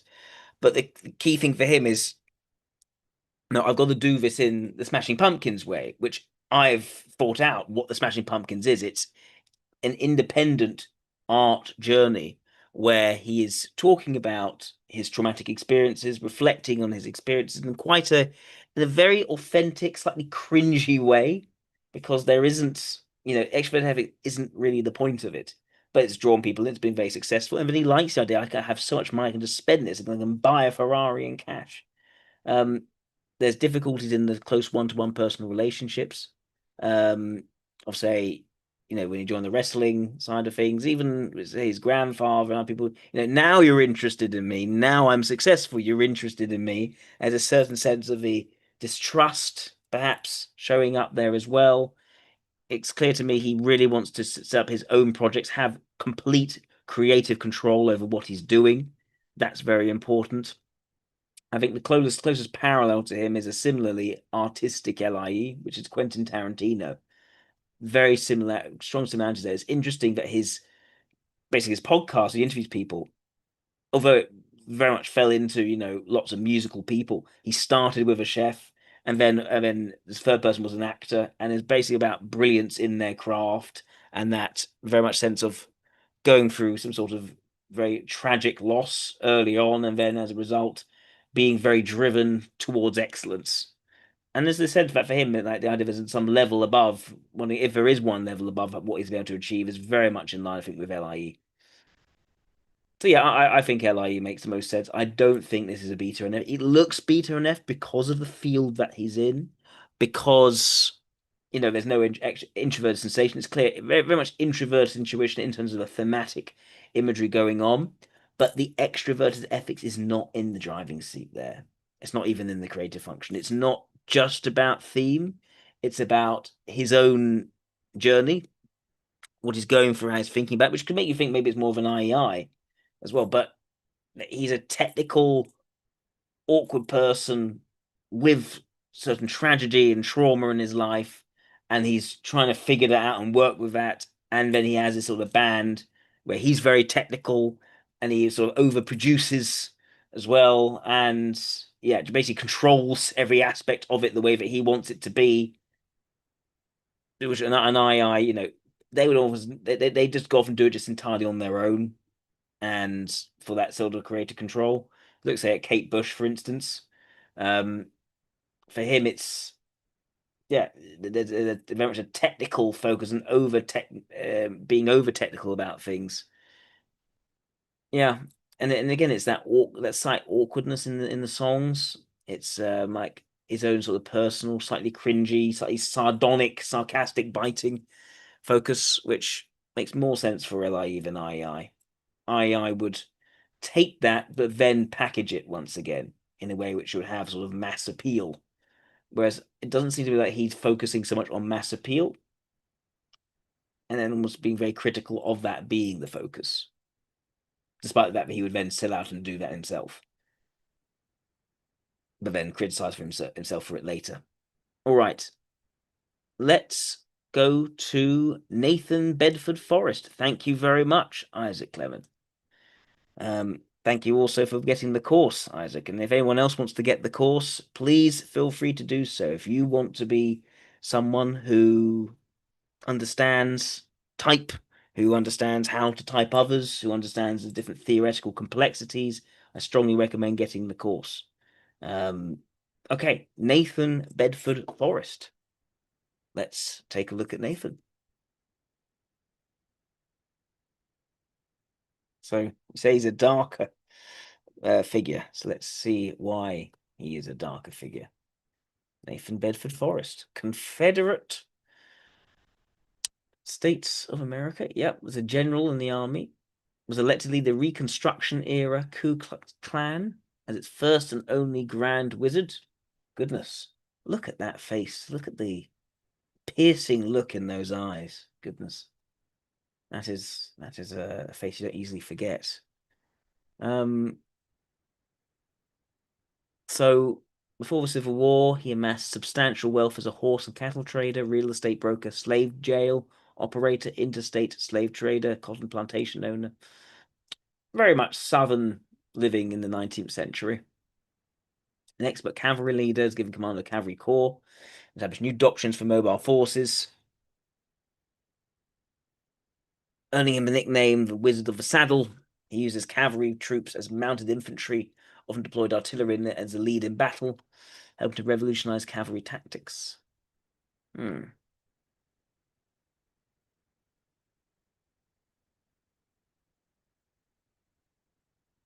Use cavalry troops as mounted infantry. So there's an out-of-the-box thinking there. That is very interesting. Almost turning it on its head with cavalry. The idea of using cavalry as infantry in a way which works with the artillery. It's interesting. In April 1964, it must have been called one of the bleakest, saddest events in American military history. Troops under Forrest's command at the Battle of Fort Pillow massacred hundreds of surrendered Union Army troops, free blacks, and Tennessee and Southern Unionists. The slaughter, perhaps the most infamous application of Confederate no-quarter policy for black combatants, was blamed on Forrest in many newspapers in the North, and the stories of the killings strengthened Union's resolve to win the war. His level of responsibility for the massacre is still widely debated by historians.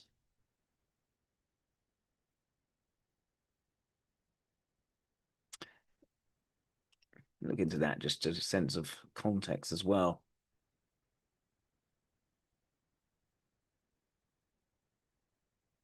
No commandos were taken prisoner in engagement with black Federals, of which the massacre of Fort Pillow was an infamous example.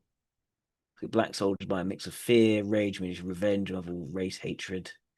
I see. So all the black soldiers they encountered would have to die, basically. So Forrest joined the Ku Klux Klan in 1867, 2 years after the organization's founding as its first Grand Wizard. It was a secretive network of dens across the post-war South. So he joined it, and he didn't start it, and then he was elected its first Grand Wizard. So it's clearly it already existed. The ideology was already there, it sounds like, but he came along as a potentially heroic military figure to be elected as its leader, essentially. Probably because of his military successes and perhaps also including the massacres, unfortunately. Politically active black people as were threatened, assaulted, and murdered.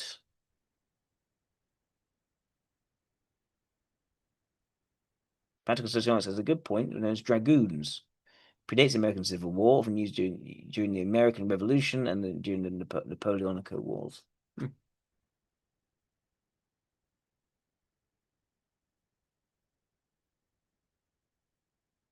Declaring Forrest's lead suppressed the voting rights of blacks. Of 1969, he expressed disillusionment with the terrorist group's lack of discipline and issued a letter ordering dissolution of Ku Klux Klan as well as the destruction of its costumes and withdrew from the organization. They denied being a member. And twice made in support of racial harmony and black dignity. Interesting. During the last years of his life, on the board of a railroad and farmed President's Island using convict labor. It's interesting how he went from slave was owned a slave jail, and eventually used convict labor, but it wasn't necessarily black. So the idea of having people work in forced labor was something which he still did.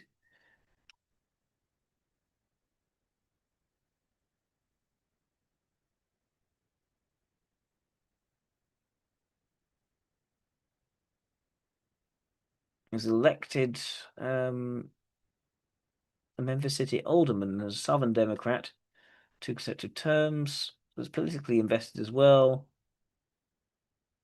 Really drank the same tobacco use and was a tireless rider in the saddle and a skilled swordsman. A striking, yes, you can see that, a commanding presence. Generally mild-mannered, according to Hosea and other contemporaries knew him to be changed drastically when provoked or angered. He's not formally educated. He's able to read and write. He's a poor speller.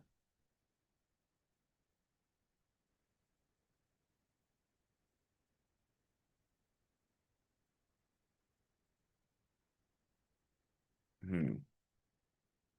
58. So it was 37 when that happened. Okay.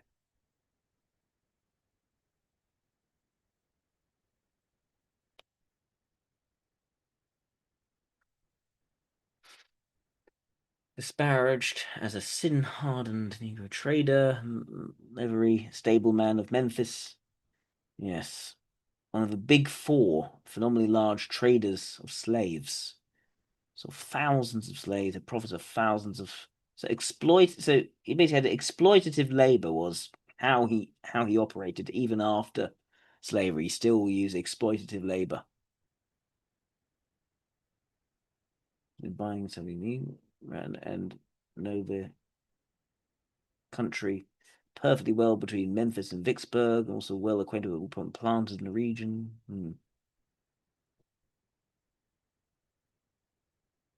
Written request for an independent command, yeah.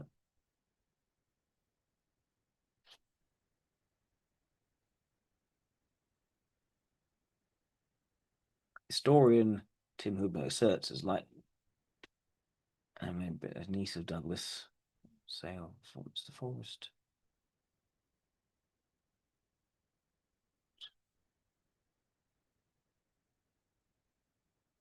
As ample able to make the outlay, over purchase, over flesh and blood from servitude, or cease the streets of institution.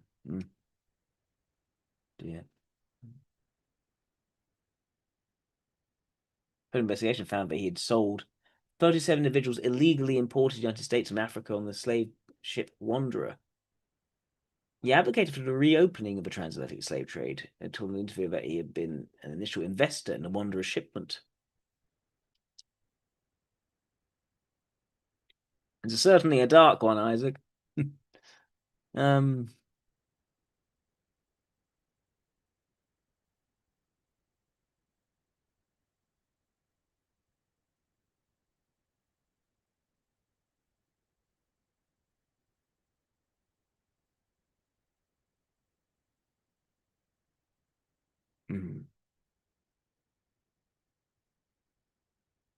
Promoted to Brigadier General, given command of brigade. What can we look at here? Fort Pillow Massacre.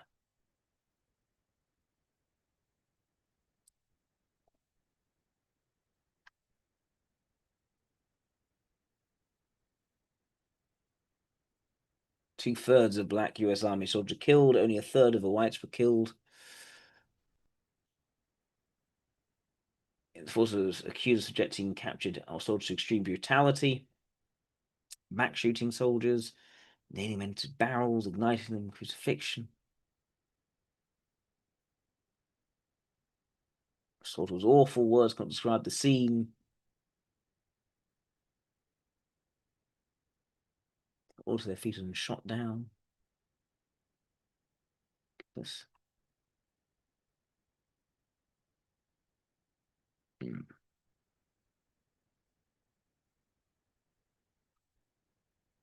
Forrest's responsibility for massacre has been actively debated for a century and a half. No direct evidence suggests he ordered the shooting of surrendering or unarmed men, but to fully exonerate him is also impossible.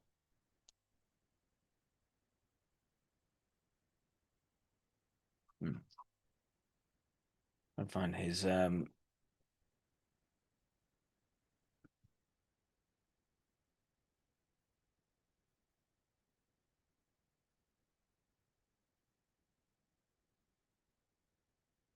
most decisive victory came in 1864. Troops under his command and his superior tactics led to victory land to continue harassing US forces. The position for an attack to repulse a pursuing force commanded by Sturgis. When Sturgis's Federal Army came upon the crossroads, they collided with Forrest's cavalry. There's orders infantry to advance the front line to counteract the cavalry. Infantry, tired, weary, and suffering under the heat, were broken and sent to mass retreat. Presented a full charge of the retreating army, captured 16 artillery pieces. The maneuver cost Forrest 96 men killed and 396 wounded. It was worse for US troops, who suffered 223 killed, 394 wounded. A deep blow to the Black Regiment under Sturgis' command. In the hasty retreat, they stripped off commemorative badges that read "Remember Fort Pillow" to avoid goading the Confederate force pursuing them.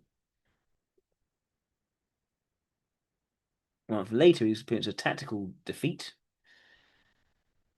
Because about Army supply lines, he said, General Sherman sent a force.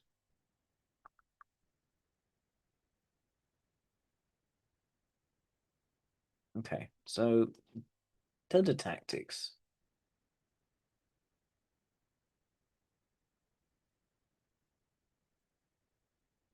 Hmm.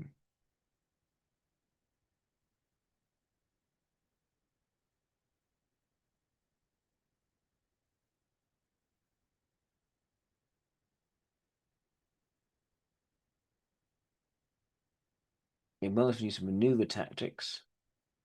Grasp the doctrine of mobile warfare.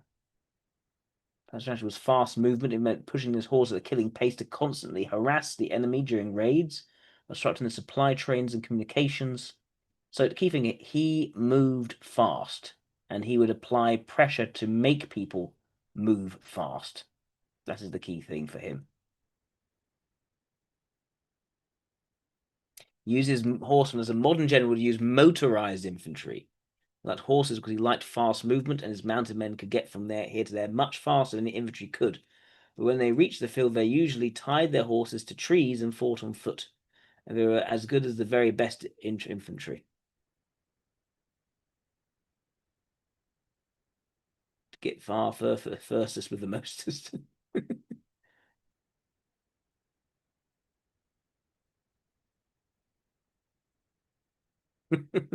not he actually said that, but okay. Yeah. So it's not that he's not a strategist. He's a tactician. He was good at tactics. And his tactics were getting people faster, more as quickly as possible.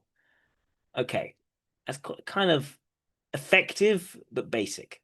I can see why his presence is a key thing here. His ability to make people do what he wanted is a key thing here. Playing a skilled tactician, but great commanders also have strategic vision, or something that have vision translated to successful operations. Otherwise, the commander runs a risk of falling into the same trap set for American commanders in Vietnam or Iraq. Here we go. Worst military leaders in history. In terms of the glorified forest of tactical brilliance by as many defenders, many like him, minimally educated. Seen as also examples of the southern virtues, long-term negative effects on US military performance. So yeah, strategic failure, essentially, tactical brilliance, basically. Not want anyone chastising me for saying that he was brilliant at something. Don't want that. But anyway, yeah, he's a tactician, not a strategist, is the key thing here. My impression, especially given how he shifted his tune later on and started talking about, racial harmony and all the other stuff and distancing himself, it strikes me again, he's not the ideological founder of the Ku Klux Klan. He was the tough, commanding general who was immediately voted in as their leader. He was fine with the use of violence. He didn't like the lack of discipline. My impression is that he's most likely an SLE.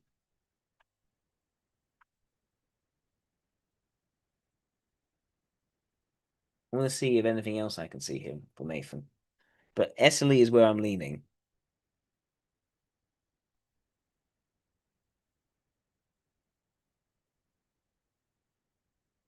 Any quotes from him?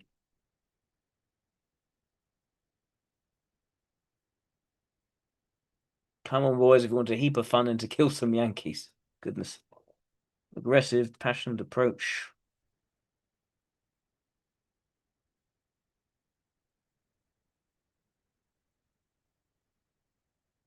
I think he must have a certain amount of charisma to be embraced by the Ku Klux Klan so quickly to become their grand wizard. And when the film was embarrassed by it later, it started to affect what he thought was his image. It became a bit more like a joke because of a lack of discipline. It's not that he disagreed with the ideology of Ku Klux Klan, just felt it started to make him look like a joke because it wasn't disciplined.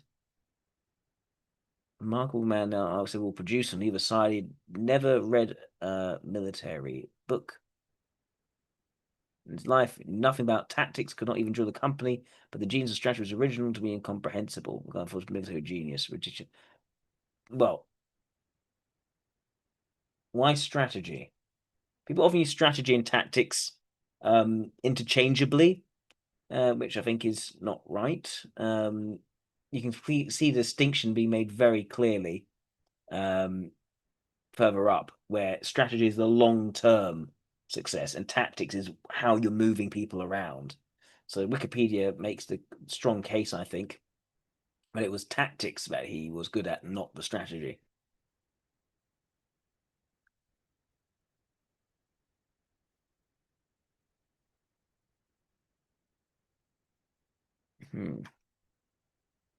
These aren't quotes. Are these quotes by him? Starting with blood sword of 200 yards, but the loss was up to 200 killed. Escaping my loss was about 20 killed. Hope that these facts don't to northern people that we sort of not cope with southerners. Goodness. Again, that's ideology creeping in here, the introverted logic. Racial ideology is very clear there. Every moment lost is worth the life of 1,000 men. Get there first, the most reported by Basil Duke, often erroneously. Okay, so get there first with the most what he said. It's erroneously reported as get there fastest with the mostest. War means fighting, and fighting means killing. Okay. If you surrender, you shall be treated as prisoners of war, but if I have to storm your works, you may expect no quarter. So brutal, aggressive. I've no goes for a young man who won't join the colours. Officer you, said by Forrest, with sabre drawn to a young lieutenant who would not help in dousing flames as supply wagon set on fire. So forcefulness is key, a commanding temperament.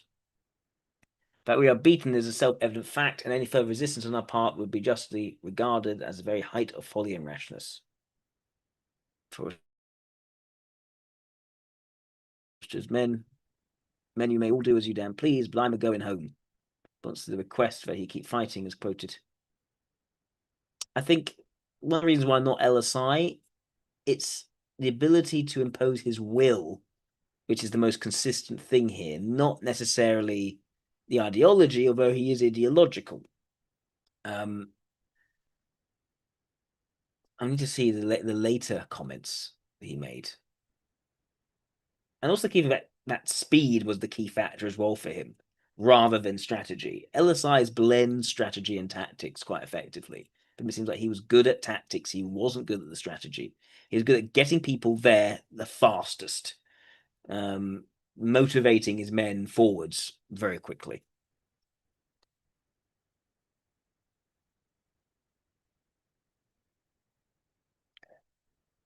And it's interesting that, you know, even later in life, was with convicts rather than black people, black slaves, the use of force and exploitation was more consistent than the particularities of the ideology. I'd say also that he wasn't the ideological founder of the Ku Klux Klan. He just was immediately embraced as their grand wizard.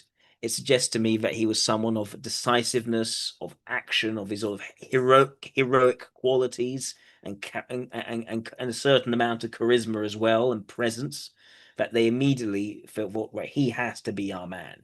So he's not the one driving and setting the ideology, but he is adapting to the ideology. But what he's setting is his presence, which is more the mark of a beta extrovert than a beta introvert.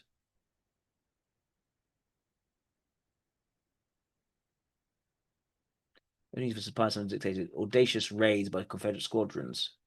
Forrest, a serious, brooding man with instinct for war, though he had little of the formal training received by most of the former officers, was a daring attack on Grant's rail communications. Forrest, who orders men to charge both ways, were never surrounded by the enemy, did such a good job tearing up the track, burning trestles, and taking whatever it could be captured. Railroad was useless for some time. He was opportunistic. He's able to make daring, audacious actions and succeed.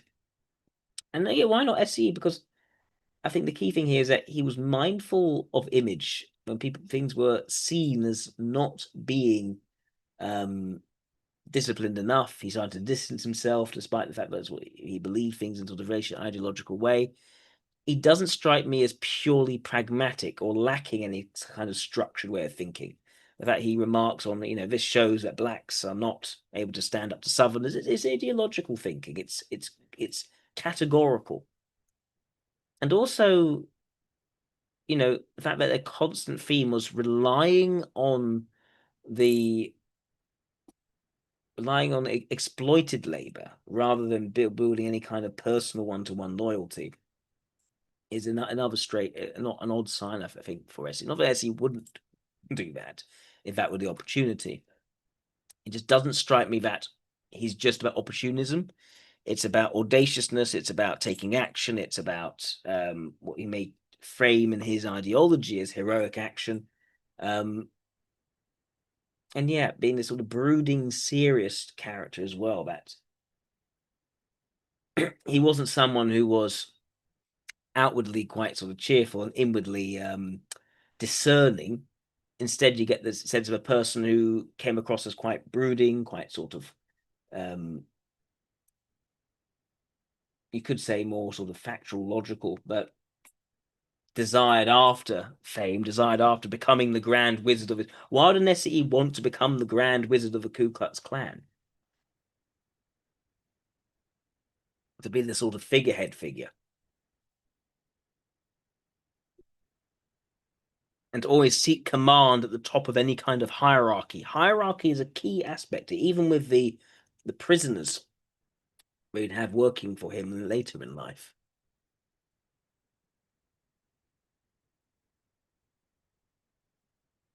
You know, that was like fast movement. His man can get them much faster. Yada. I've said that before.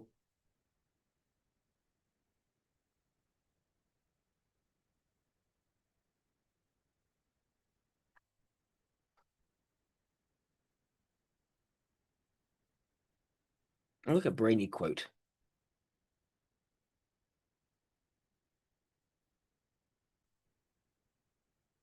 I'm not an enemy of the Negro. We want him here among us. He's the only laboring class.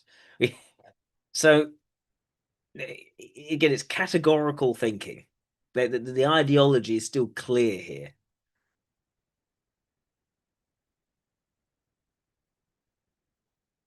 Never stand and take a charge. Charge them too. The extravagation is very clear. Yeah, but one flag, one country. Let us stand together. May differ in color, but in sentiment. Many things have been said about me which are wrong, and which white and black persons here who stood by me through the war can contradict. Well, that's sort of lying for image. Like, why would he have been the Grand Wizard of the Ku Klux Klan if that were the case?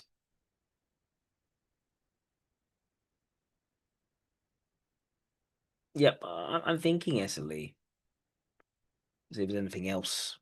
Maybe YouTube has something on him.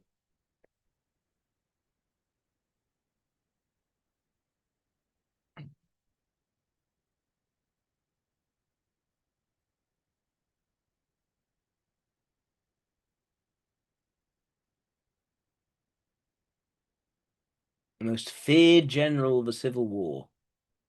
Goodness. Because he was known for brutality. And the toughness. And that sort of commandingness. That is the key thing. Yeah.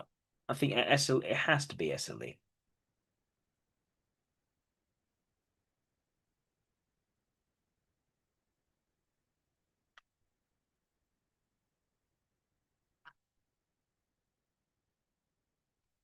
Yeah, I'm not sure what LCB really, Isaac. I think SLE has to be the one.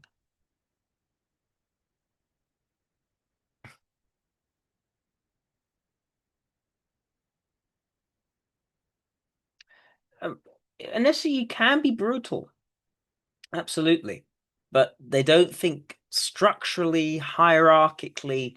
They're purely pragmatic. It's purely about personal advancement. I'm not sure why an SCE would be in. Well, I'm not sure why an SCE would be in the Ku Klux Klan. I'm not sure what would attract them to that deeply structured way of thinking, which the Ku Klux Klan operates on. It's ideological. It's an ideological terrorist group. Intimidation of people based on their racial category they belong to. Why would an SE want to think in those terms? An SE will try to relate to each person individually. They wouldn't be so focused on putting people into these sorts of boxes, whereas an SLE might. And the grand wizard of of such a group makes sense as being some sort of beta extrovert. It's about the influence, it's about being the figure seen as powerful. And people would have flocked to make him that as well, it seems to me. At least those in the Ku Klux Klan flocked to make him that. I mean, SEs can be brutal. I mean, if I think of Genghis Khan as a likely SE, he was utterly brutal, killed so many people. So, I mean, the Mongols killed more people than anyone else except the combined communists. After the communists, the most deadly groups of people were essentially the steppe peoples, the Mongols, Tamerlane, that sort of thing. So yeah, brutal, brutal, brutal. But that is also a deeply warlike culture that goes into it.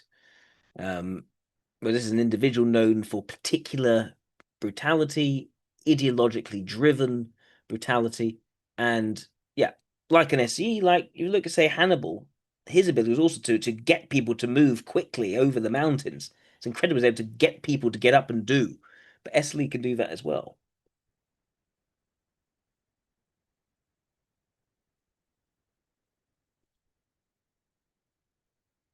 I say Genghis Khan, I wouldn't say as SLE. He relied deeply on close personal one-to-one relationships, and he actually broke with the existing categorical structures. Everything was very clan-based, very much about what group you were from, what family you belonged to. He broke with that. He installed meritocracy based on close personal one-to-one relationships. He was very opportunistic, very pragmatic. Um, yeah, and about personal advancement rather than an ideology, from what I could see. But yeah, it was brutal, very brutal. Right, so that is my analysis of Nathan Bedford Forrest, followed by some questions on Genghis Khan. Genghis Khan is actually, I think, the way you meant to pronounce it. So, right, let's look at the next one. Thank you for the donation in a T6. Lalisa Manabal, a Thai singer slash rapper. Okay, let's have a look. Quite a departure from the first Grand Wizard of the Ku Klux Klan.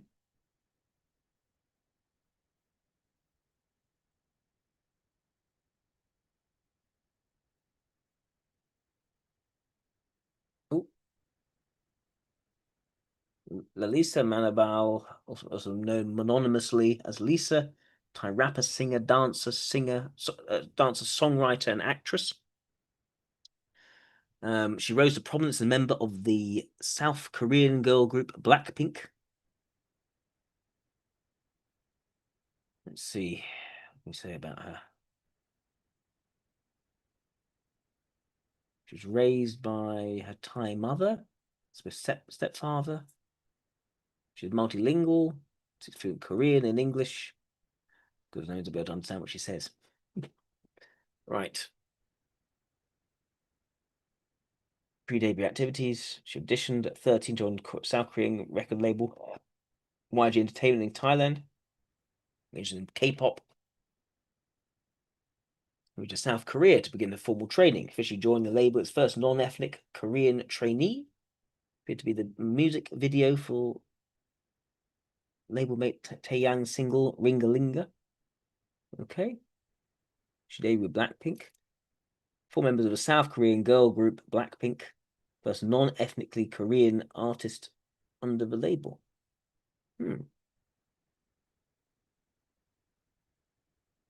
She started by being put into a girl group, right? So the producers were behind this, not her. But she was ambitious. She wanted to go and be a singer.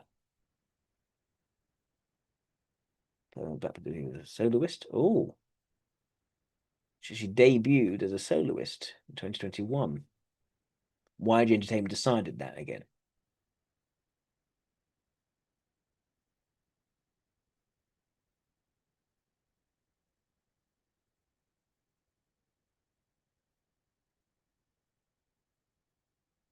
Self-management, alter ego, and acting debut. She went to acting as well. Okay. First lady of She headlined Le Gala des Pieds Jaunes, a charity event organised by Brigitte Macron.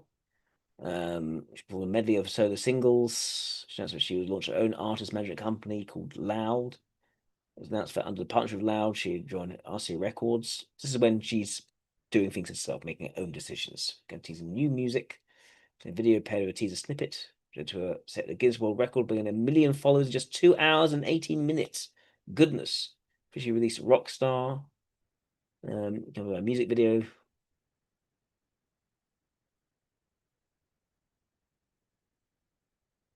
Born Again featuring American rapper Doja Cat and the British singer Ray as the 4th single from Alter Ego.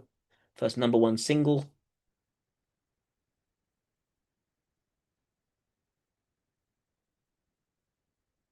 Does she write her own songs? Fashion, photography, philanthropy, impact, influence on other performers in the K-pop industry. Gaga of girl group Nature and Main of girl group Hot Issue both named Lisa as their role model.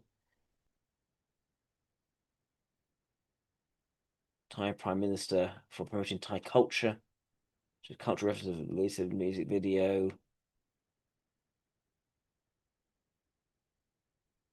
See, this is the difference between someone like her and someone like the person we're looking at just before.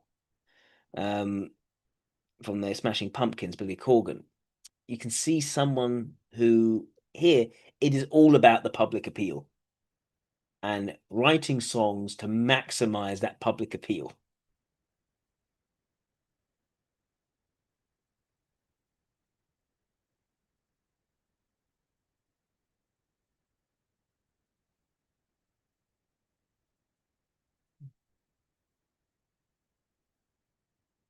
Let's see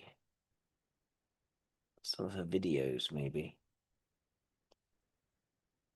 In a documentary in post-production called Lisa.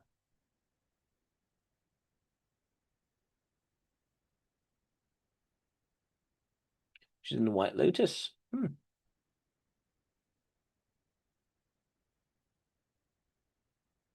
Doing the interviews with Lisa.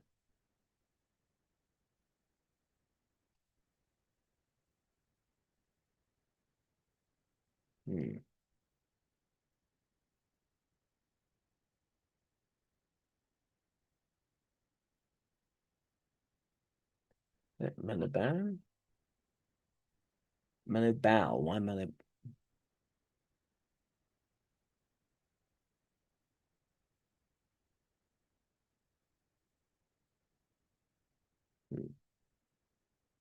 Take a look. This will almost certainly. I will certainly have to delete this from the video. Copyright and all the rest. 이별 후에 지난 시간을 보내주는 그 여정까지가 이별이 아닐까라는 생각을 하게 되었고, 뮤직비디오에서 리사와 켄타로가 보여준 두 캐릭터가 始まったばっかりなんですけど、リサと一緒にこう撮影するのどうですか？感想の方を聞かせてください。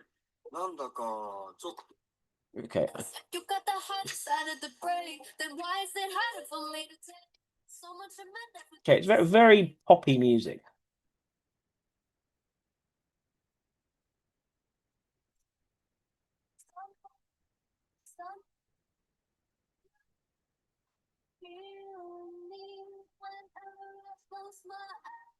Lots of smiling, lots of sort of,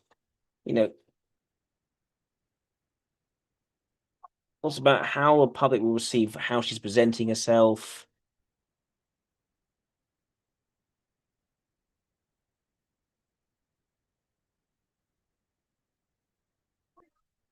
Okay.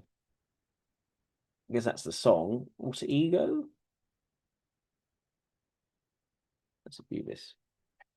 Now, does she have creative control over this? Just to see if this is what she's normally like in the music.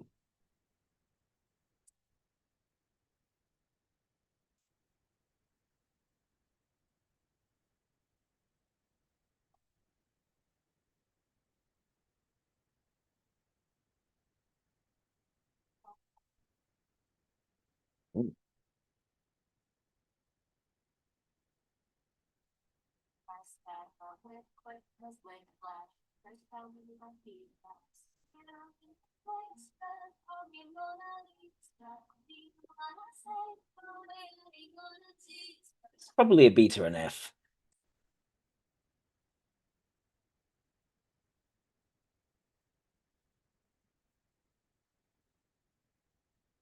It's so packaged, very packaged.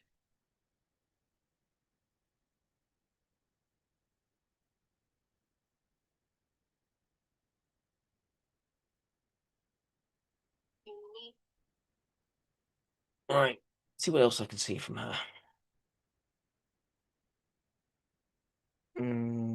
There's an interview.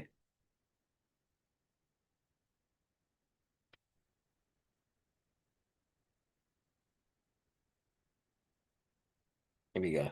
Oh dear. Is it going to be any good with Jimmy Kimmel? Don't know. A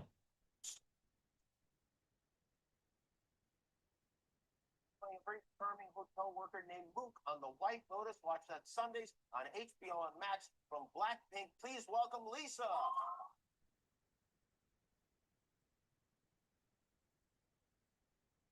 Yeah, big smile.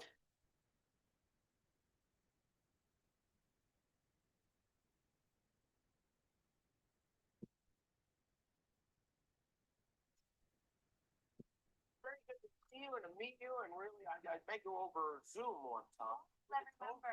Yeah. You were on the show, and I saw you on the Oscars too. You did a fantastic job singing theme song. I know. Even Let Die, you did. Yes. Right? That die. And I will tell you something. We have something in common besides both being K-pop superstars. You and I both were suspended from the ceiling at the Oscars. When I host one of the times I host the Oscars, they put me up in the thing and then they dropped me down. And it was very uncomfortable, I have to say. Yes. So I was thinking about you when I saw this on Sunday. There you were. And it seemed so elegant and graceful. But it's kind of scary, right? It was really scary. Yeah. Yeah. I was like, I'm not comfortable doing this. And they don't care. They say, that's too No, bad. You're doing it, right? But they really asked me, do you really want to do it? Are you okay? You feel good? I'm like, yeah. And You were lying. See, I was complaining the whole time. how was your experience? It was unpleasant because they had me in a harness and then, everything, gravity squishes everything down. Yeah, you can't really feel your legs and everything. That's not, those are the least of my problems. How long were you up there? I think more than 2-3 minutes. Oh, yeah. Yeah, but how about you? I was up there for quite a bit longer. Yeah. I'm sorry. It's okay. I'm not here to complain. I am here. First of all, you're great on the White Lotus as well. That is very charming in this thing. And a lot of people seem to think that because you're so sweet on the show, you are going to turn out to be the killer. Are you the killer? Am I supposed to tell you that? You should not, legally you should not, but I would appreciate it if you did. It would be funny if you did. Sweet girl. Yeah. Mostly she's really sweet girl. There's no way she's the killer. I'm gonna be so mad if she's the killer. Honestly. Because she's so sweet, it would just be deceptive if she's the killer.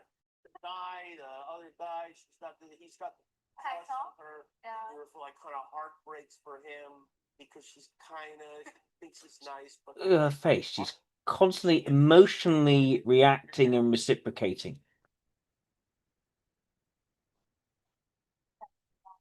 Like, let's go on a date and let's how it happened. her name is Mook. Yeah. Which, what does that mean in Thai, Mook? Mook means pearl. Pearl, okay. Because in English, Mook is not a compliment. A Mook's like a There's a lot, definitely extroverted ethics in the ego blog. You know? It's like one of the guys on the corner. It's a Mook. Oh yeah, they didn't tell you this, huh? No. Nobody mentioned it. Well, it's a Thai name, so. Yeah, right. Yeah. So you don't have to worry about that in Thailand, but here it's a problem. Okay, so don't call me Mook here. Don't call you Mook, and this is boy, it's interesting to me how different you are. Does she have creative control over any of this? Let me find out.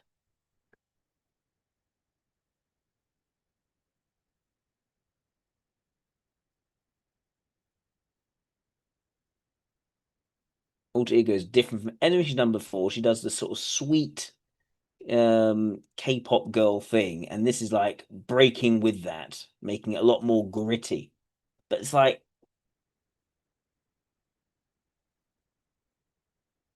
does it feel authentic? Does it feel that she actually is that gritty person? Doesn't seem it.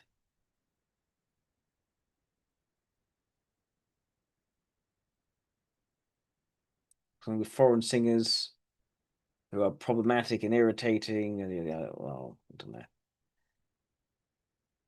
By investing in global promotion.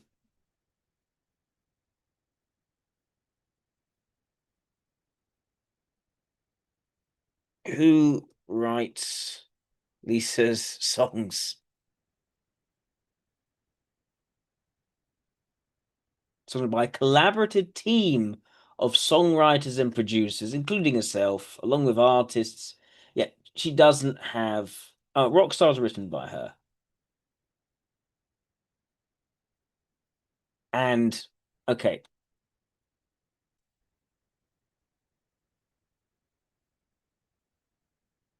okay.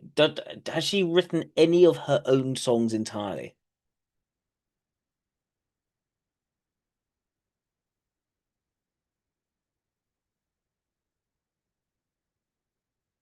Hmm.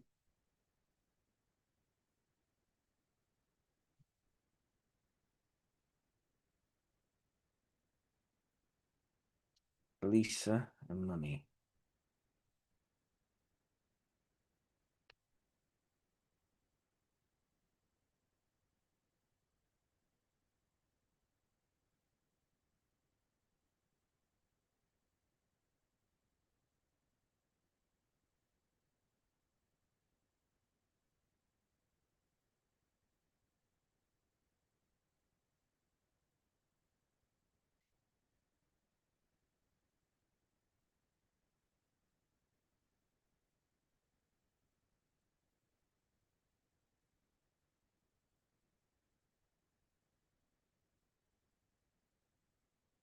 Yeah, no. Lyricist Teddy.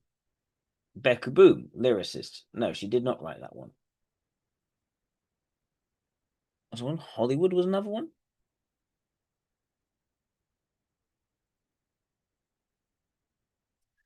What it was called? Rockstar. That's what it's called. Rockstar.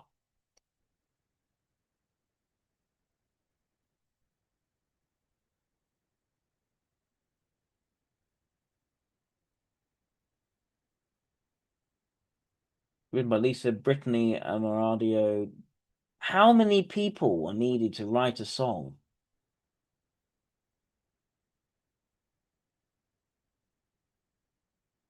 And the great sound, great visuals of choreographers, iconic, sort of catchy beats, something easy for people to remember. It's definitely extroverted ethics as the focus, and it doesn't strike me that she actually has that much creative control.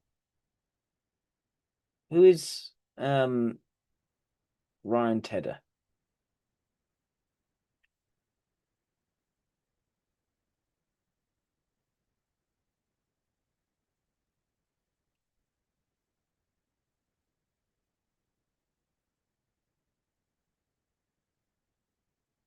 Brittany Amaradio?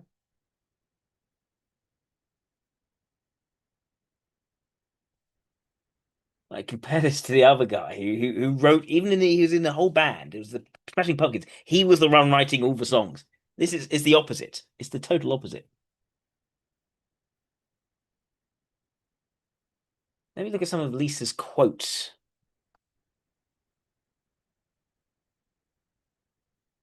Yeah, yeah.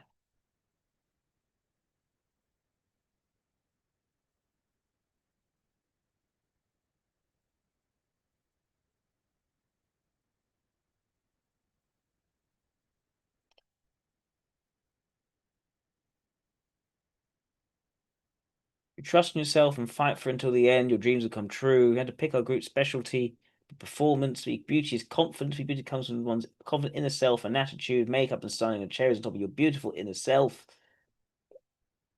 Yeah, we're workaholics.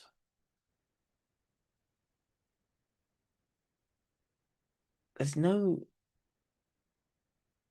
there's very little depth. It's important to know what you want.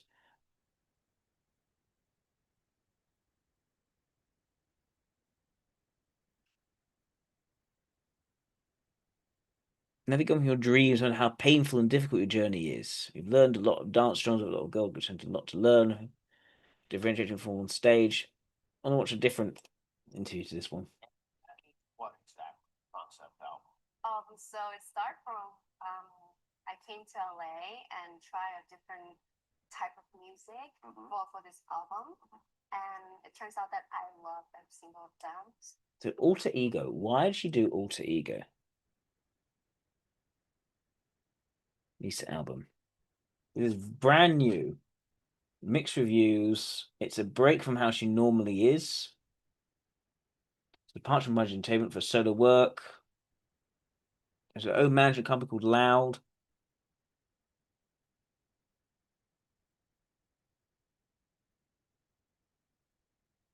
On the album, trying to figure it out, the track list and everything. I'm changing there, played some finished songs to the reporter. 5 different inner personas, each of which have their own names and character traits. The 5 alter egos, Roxy, Kiki, Vixie, Sunny, and Speedy. Various tracks on the album feature on the physical version and cover art. Different kinds of music styles while I was recording. To incorporate various genres into one album. I thought, oh well, I've never done this kind of stuff before, but it sounds great. I just put all that different styles in the album called Alter Ego. It strikes me as it's extrovert intuition, but I don't think there's any depth to it.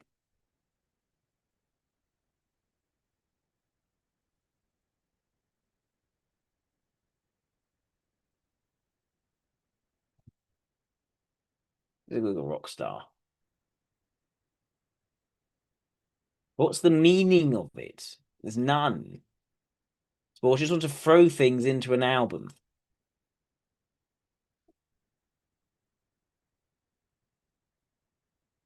Gritty synth beat and title coming soon.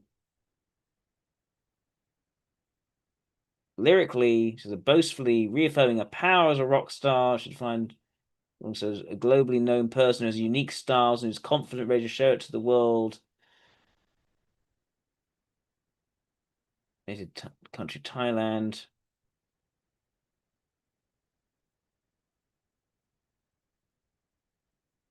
It's a mood. The song is a mood. There isn't much else. New Woman.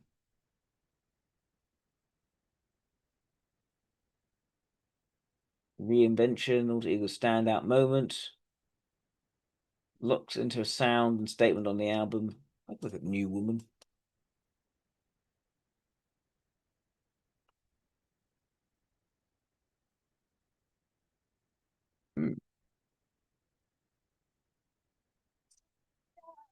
And then brings this other person, sings in Italian.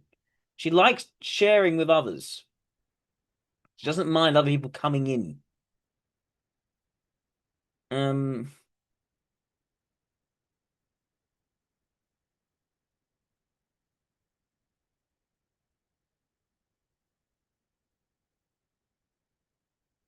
Reinvention. Best collaboration.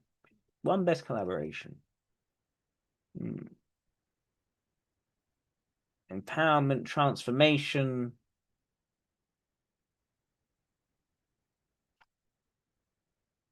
Okay. There isn't Moonlit Floor, Kiss Me. What's this about? Well, I could probably guess. A glimpse of romantic life.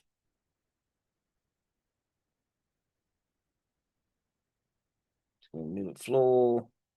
Matching the story about a French lover. About the song, she's about how he got her tripping. All his various praises his look and abilities.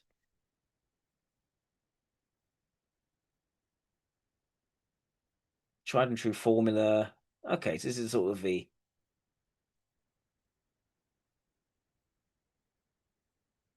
typical.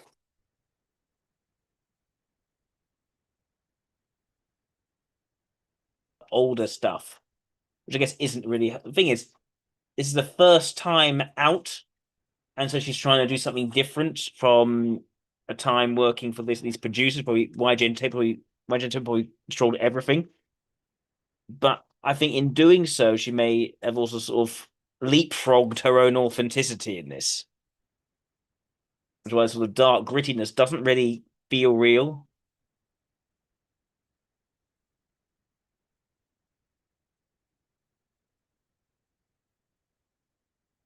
Huge record label. All the sort of K-pop, they've done this for ages. You know, just another one on the conveyor belt of YG Entertainment.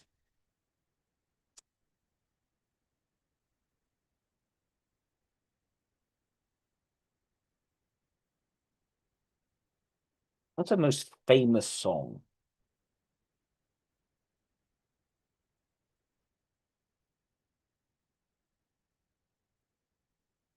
I mean, this is exactly what I'd expect. Let's see. Debut single 2021. So look at Lilisa. I know she didn't write it herself, but that's it's a different style, I imagine, or of an older style to some of the other alter ego ones.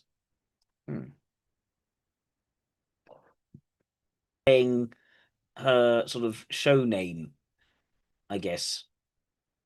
Okay.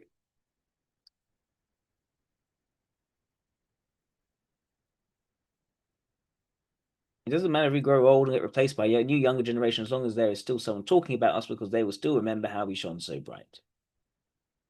It is very extroverted ethics. I can't list all the influence Lady Gaga's given me and my generation. She sort of there's a sense of copying sort of Lady Gaga-ish imagery, but there isn't a sense of the why behind it. That is seems to me to be the theme here. That would point me more towards ESC.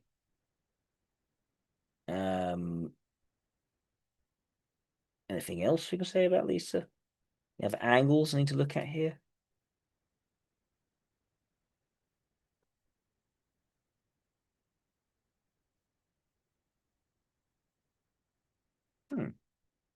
What?